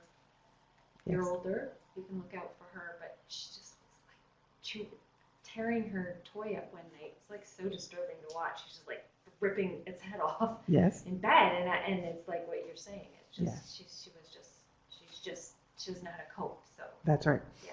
So they're actually giving her space to express right, the pain and the nobody anger. shut anything down. Isn't that beautiful? It was beautiful. That's Yeah, just, it really right? was. Yeah. And I'm thinking, like, does anybody even know how to do that? Right? And have the patience for the amount of time it takes, perhaps. Well, that's it, the patience. The beautiful To be part was, present. yeah, him expressing to the kids, telling a story about a little boy who was brought to a monastery, blah, blah, blah. Of course, the end of the story is that little boy was him, and he was that little girl. He was nasty, and the monks just let him be nasty until he wasn't anymore, and then now he's doing the same thing. Well, and the fun part is if he did need to be, he could. Because it wasn't called wrong. No, it wasn't called It wasn't forbidden. That's right. Right? I love that. Far more safe. Far more safe, right? Yeah, and then they just choose, and what's the beautiful thing is that we choose beauty, right? We choose Right? the more higher feeling vibe. In the end, we choose that when we're not suppressed and called wrong. And even if we come from that place of being Angry and all the rest of it. yeah. It's there's still fundamental conform wiring there. There's still that desire to belong. There's that Sure. desire. So at some point, if there's a safe space, the child's going to explore what the options are. Because Right? that could happen in the opposite way too. It Like, certainly there's could. a dramatic family who like all they do is yell and scream, and then if they're happy, oh god, stop doing that. You can't laugh. Yes. Laughing out loud. Yes. So it's still the same thing. They're being suppressed for their expression. It's funny. No crying. I remember when Andrew first went to the performing arts school, and they said, like the kids who wanted to do performing arts applied and auditioned and all this to get into this school. But if you happen to live in that geographic area, you got sent to that school. And I thought, yeah, Canberra. Like, what about the poor guy who was like born to be a science geek, and he ends up in this performing arts school with everybody doing plies down the hall, right? Like, how does that work? And I thought, well, he could end up being the lighting guy or stuff. Like, so it could work, but it's like, I could just sort of see how this could, backfire. That's it. And everything is there space for it, Yeah, Right. for the raise contribution. right? When David my son was really angry, I think he was maybe 4, and he would just go berserk, and I would hold him so he wouldn't hurt him or anyone else, and just say, I love you, David. Yep. And hug him. And I don't remember putting any parameters or anything at the time, because all I could do was love him. Yep. And I didn't know any of this stuff at the time. But Yeah, it was none of this sit in the corner absolutely still as punishment stuff. It just no. Yeah. I was lucky because I had hyperactive boys, and I would send them outside. Like, okay, you need to bounce off the walls, go outside. I didn't say stop bouncing. I'd say take it outside. So, but that was, it was an intuition or sheer luck, right? For survival. Right? That's the problem with where I live now. There are all these dinky little townhouses, and you're not allowed to go this, and you don't speak. Can't talk about it. That's when you have a really gross couch and you just let them trash it. Right? I'm with you. Garbage, what I Yeah. trash. Yeah. Jump on the couch. Yep. Who needs a trampoline when you have a sofa, right? We had a trampoline. Yeah, but then they destroyed my garden. They put the vegetables on, and then they jump. That's awesome. Not We used to ball. really. They thought it was awesome. Mine ate all the vegetables. Like, we never saw they were all, they ate. were eating, mine were smashed. No, they ate them. My brother adopts him. Yeah, we do that, we would do that. When he grows to 6'5", and you look up to him. So now check in. Things may have shifted. May have. Simply observe. More things may be accessible because you're allowing acceptance and space. More things may be accessible. So just check in and see what else has become accessible. What's catharsis? It's basically when that wounded feeling releases and you're left with peace. Often it comes when you burst into So it's not just an aha moment. It can be like that in the sense that there's an emotional component to it, in my mind, to catharsis in that the sense that, and I mean, people often associate it with having a good cry. It's like when you feel like that emotion is neutral now, right? Like it's past. I had something close to it. I had a major aha moment Good, tonight. good. Good for you. Yay. So, To think, thought I was too tired to come here. that hit at 5 That o'clock. often happens. And then you get energized by the time you leave. So think about, because we want to give them a space and somewhere you can go check in. So think about, basically what you want to leave them with and how you want to allow yourself to just kind of go boof and check in with them easily. You mean like make an observation window or something? How would you like to do it? You could have a door, you could have an observation window. It's allowing yourself saying, okay, I have all this accessible now. how do I want to interact with it? How do I want to be able to say, okay, if I hum this song, then I'm just going to go to this place so that it becomes easy. So it's allowing it to, shift as it wants to shift, evolve as it wants to evolve. So you're in a process of discovery and also letting it be whatever it needs to be. Because this is all about allowing acceptance, allowing it to be, allowing you to see this part of yourself and love you having it. Right? Because if you don't, then you're not loving all of you. Correct.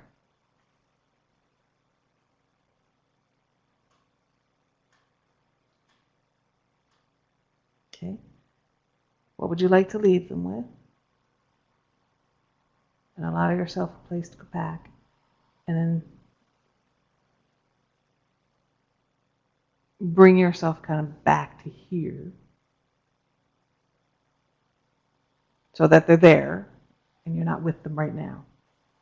Who's them? I'm confused. Whoever's there. Huh? Whoever's there. For you, it's the people who play. Who's just me? Yes, they're all just you. Okay. They're all just you.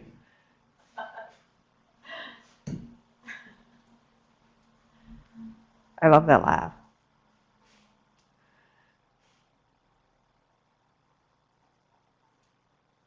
So some of them are with you, like some of them you've brought in. Some of them are still there. So that's okay too, right? So there's some of them who are still there who don't feel like they could be in you yet. So, and that sounds so weird because they are in you. Do you see what I mean though? Yeah, they're not whole with you yet. They're still behind that barrier. So that's okay. They have a place. And over time you'll give them whatever you need, whatever they need. Or you may always have this place. What is that? What feels right?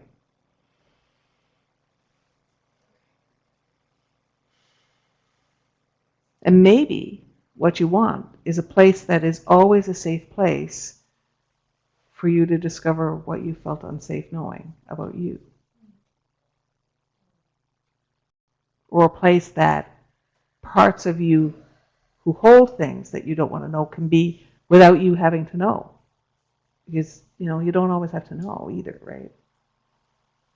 So what if this is a place for you to meet parts of yourself that you haven't been able or willing to see or accept on their terms? Wouldn't that be interesting? You mean allowing them to be how they are? Yep. And so then for you, it's about saying, okay, am I willing to love this part of me? You may or may not know their story. There's some stories you don't have to know. It's allowing you to be with you and knowing that there are parts of you that you don't love yet, and that's okay. How are you going to even start if you can't meet them? The campfire was always too controlled for me. I couldn't see. So this was all your idea. That's what you're telling me. I fell in that hole and then you changed everything. Right?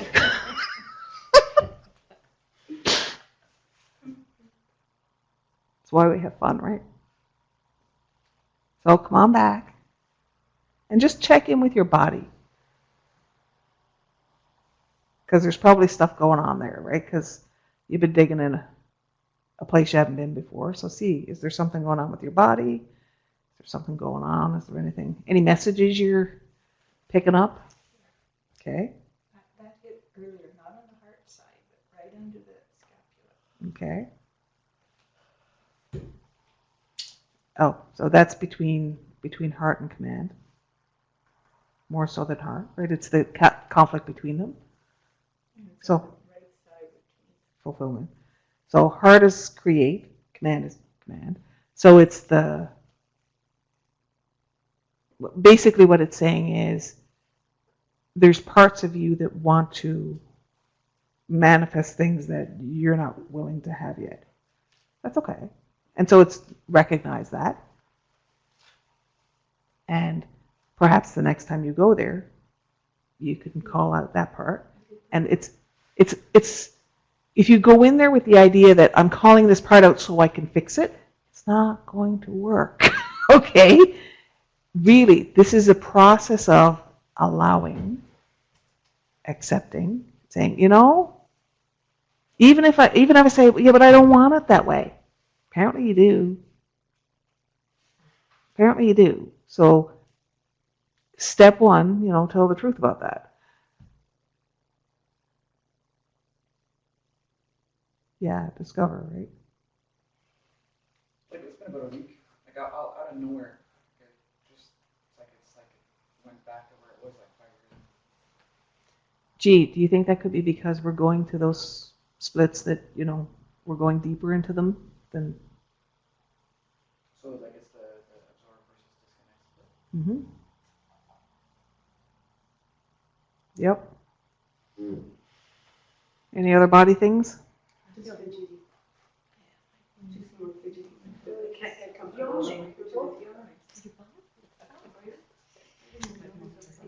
So do some cell breathing. So let's all do some cell breathing.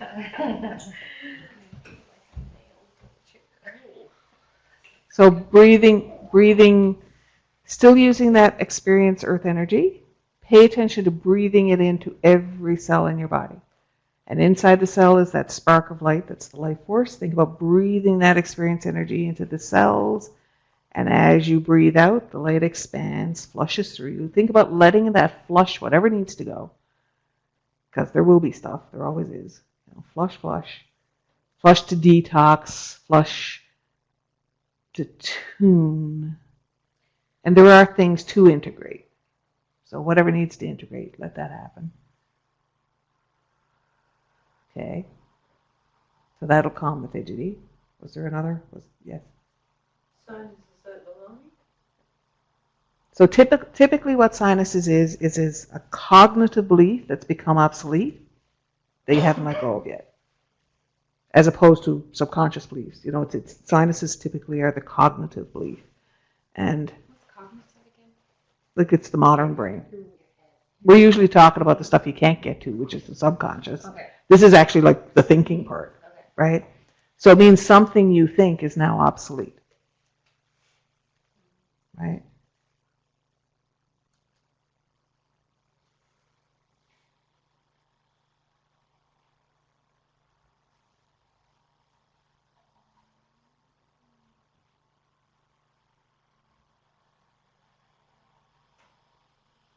So that's interesting because there's this huge piece of you that's been sort of trained to think that creativity is play as opposed to creativity is manifesting. So the biggest reason that you took on that belief was to suppress yourself. So think of, I don't know, if somebody builds a bridge, like that's creativity. Right? There are amazing architects. So you might want to like Google some fancy architect stuff just to see like these are people who are being creative and making buildings, you know? So like just different kinds of expression, things that we don't think of as art. Does that make sense? Who's the guy with the melted buildings in Italy? You mean what? No. Is it Spain? Gaudi, thank you.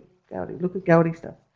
So he was like Renaissance. There's an Arabic woman, I forget what country she's from, who died in 2016, who made buildings all over the world. She won all sorts of awards. And cool stuff, right? Just One of the yeah. Architect? Gaudi's like if you see his buildings, that they look like somebody took a building and went under it with a candle and it all melted. It's very just different and he did that like way like Renaissance stuff. So just and it's not about specifically architecture. It's about these are forms of art that are truly like they're not play. They're creative. They're right? Even how do they make a bridge that like somebody invented the idea of a suspension bridge, and they did it because they couldn't make a bridge that long without this concept. So it's that kind of thing, right? The thing is you have to think outside what is known and things like that to get to that, right? Yeah. They were a mistake. Yep. Totally cool, right? Any other body stuff? Yeah, knots in the muscle of the jaw. Okay, so that's suppressed aggression. So that's all that forbidden anger, right? Huh. So you used it to, like, don't bite, but also, and don't bite, don't yell, and don't hear. So Yeah, 'cause you're, it's in- yeah, you're blocking up your ears too. You've got that too. Like, don't bite, don't yell, don't hear. Yeah. Yeah, my mother's Irish Catholic. Right? That applied to grinding your teeth at night too. Often.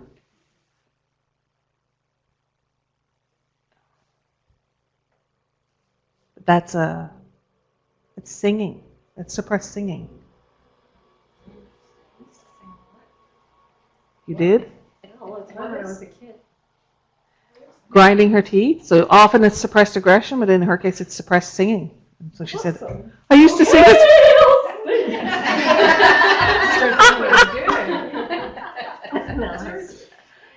No, that, oh my God, that's awesome. Yes. Because I would love to stop doing that because of course you're not aware of it. Yes. And I never sing now. Isn't that Mike interesting? sings all the time. See?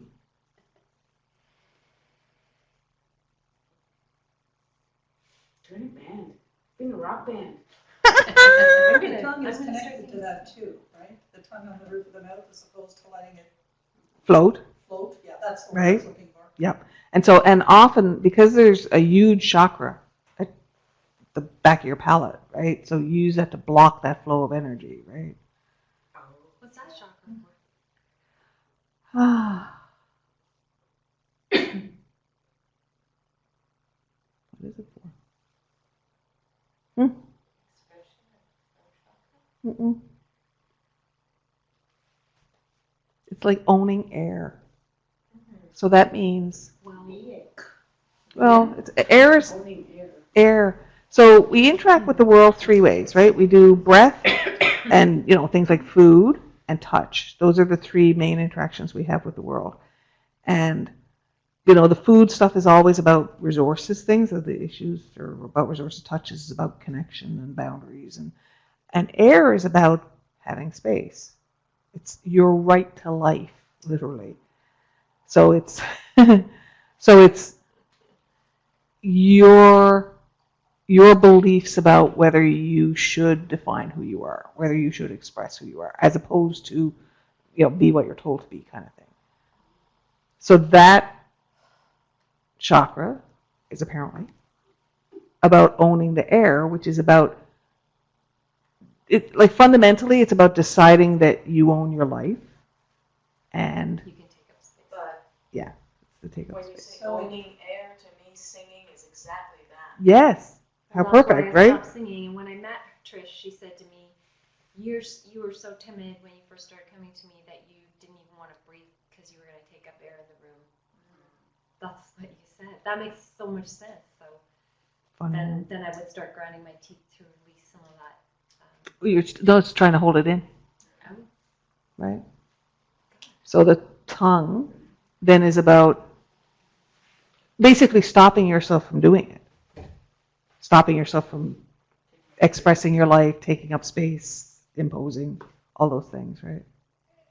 And there's a connection, I think, with, it's where it is, it's a chakra that goes right to the root stem. And all of those things about breathing are. Yeah, autonomic. Thank you.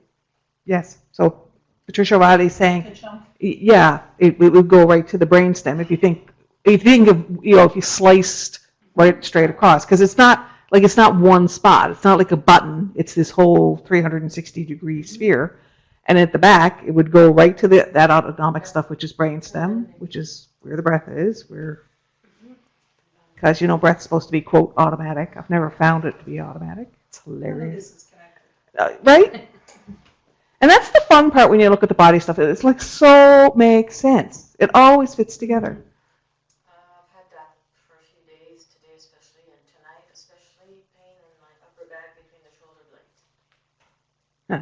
So if you think like where your heart chakra is and where your command chakra is, so the command chakra is, breastbone, like, okay, between your throat and your heart, that's where that is, right? That's where that pain is. So again, it's the conflict between I create and I command. So if you're still subscribing to the, I need to create so that people are comfortable, rather than disrupting everybody, you're going to be conflicted because command is all about I command, I choose, I express.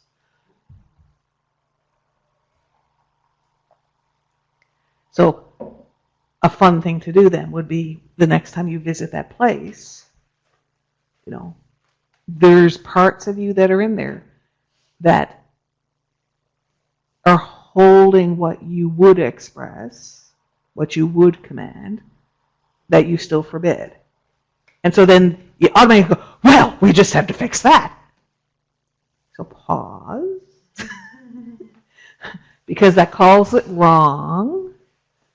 And often it's a way you love. Right?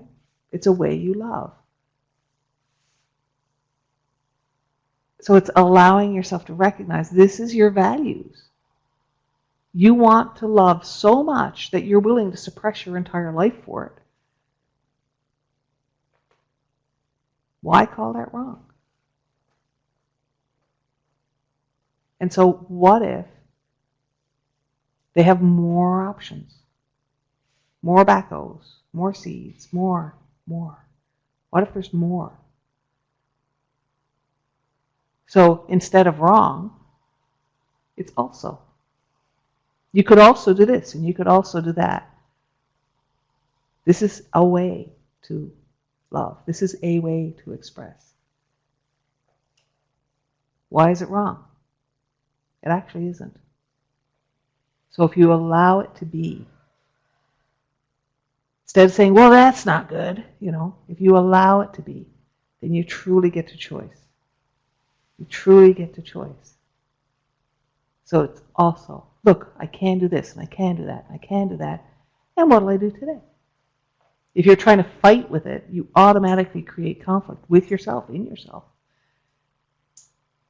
The moment you have conflict, you're calling a part of you wrong. It's inevitable.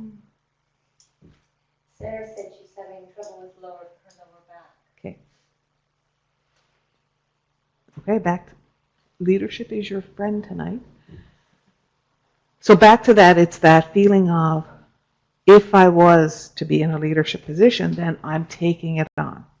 Then I'm responsible for everything. Now that's interesting. Go back to what belonging is, because belonging is a valuing contribution. The responsibility part does not take things on. Responsibility is about choosing your effect. Okay? It isn't, yes, it's the opposite of codependent, right?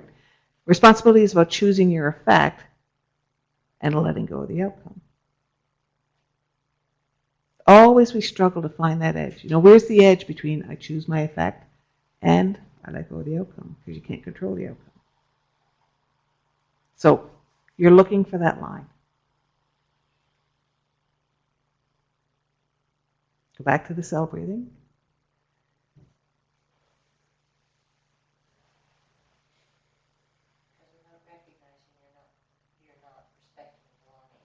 Exactly. Yes. So tailbone and butt bones.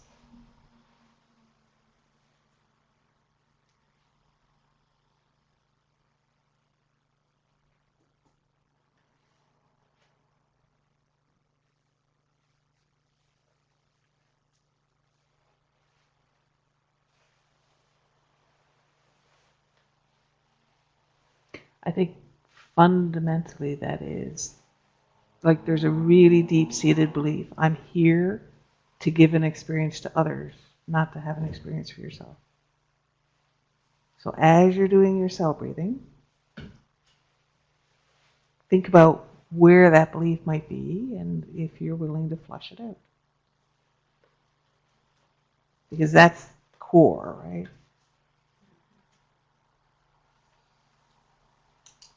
interesting thought, because it's, your life is about having an experience of yourself. If you decide in the beginning that your life is about providing an experience for others, it automatically denies the experience of yourself. Your experience becomes secondary, right? I remember in Science of No, Andrew has this whole thing about, are you the lead, or are you the bit player? Are you a lead in your life, or are you a supporting role? And that's what this is. If you've taken on the belief, for whatever reasons, and there's lots of good ones, if you've taken on the belief that you're a supporting role, you're never going to allow yourself to write your own story to command, right? And your creation will be about supporting somebody else's story.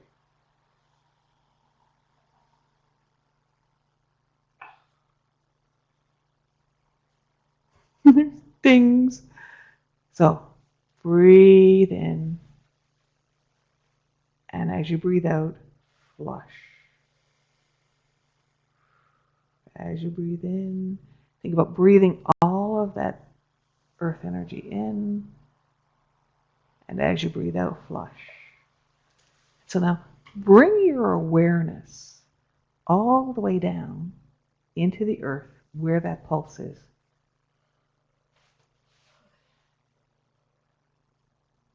Without feeling like you're falling, perhaps? No, he's stirring. I touched an entity.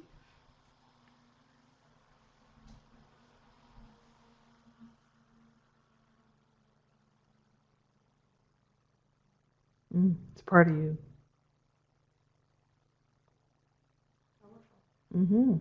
Imagine that.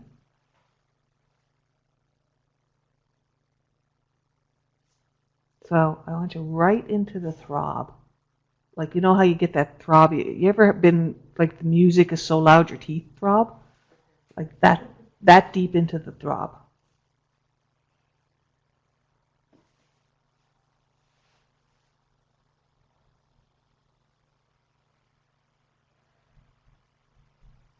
And then bring it all the way back up with you, so the throb is here. And let it be in every cell and the spaces between, through time and across time. Here.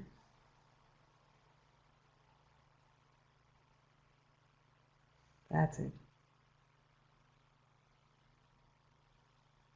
And let it be available to all the parts of you.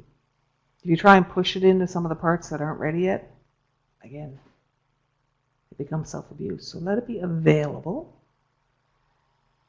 and allow yourself to enjoy it where you're willing to bring it.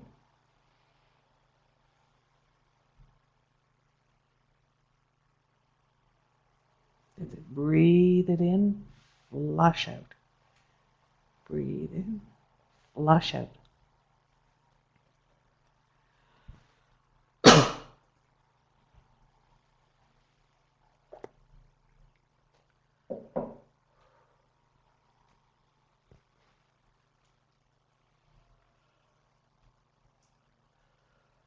Okay, so now allow that earth energy to kind of relax back to your natural state, whatever that might happen to be. And it could be different every time. Whatever feels natural right now. And think about bringing yourself back to the room and, that state you need so that you can drive and not walk into walls and all that good stuff. So present in your body, wiggle your toes, check and make sure you're kind of occupying yourself.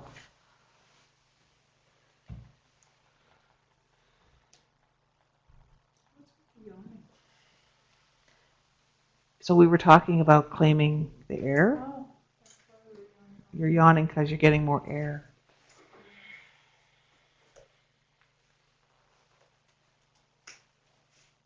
Well, that felt like a pretty good first night. What do you think?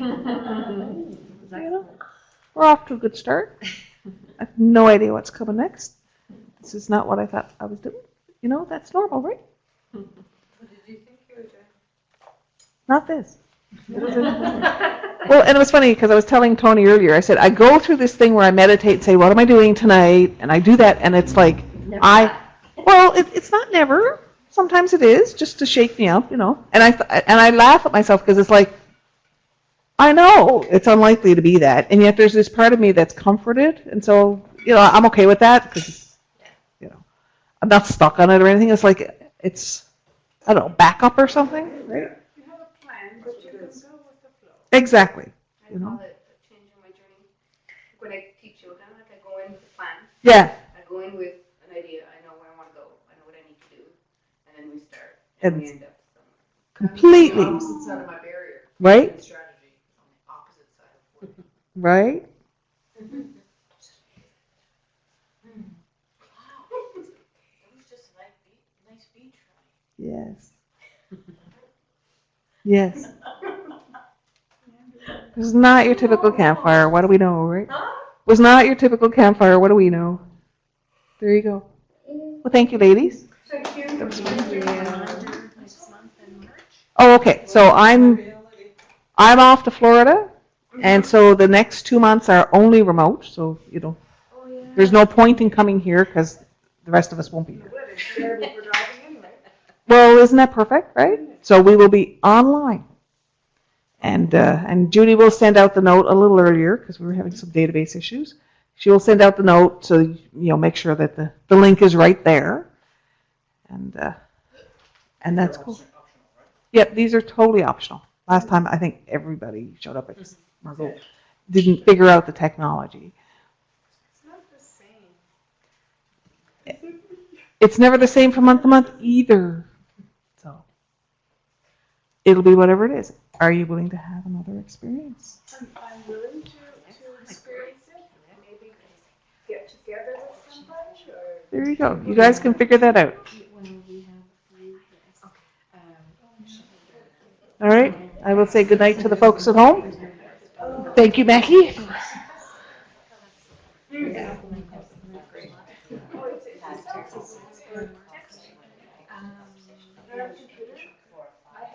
have a desktop, and I turn off the internet when I'm working, otherwise I check the mail at 7 a.m. and at 2 o'clock I realize, interesting research. I can totally do that. My yearbook. Yeah, but you Some other energy. Oh, really?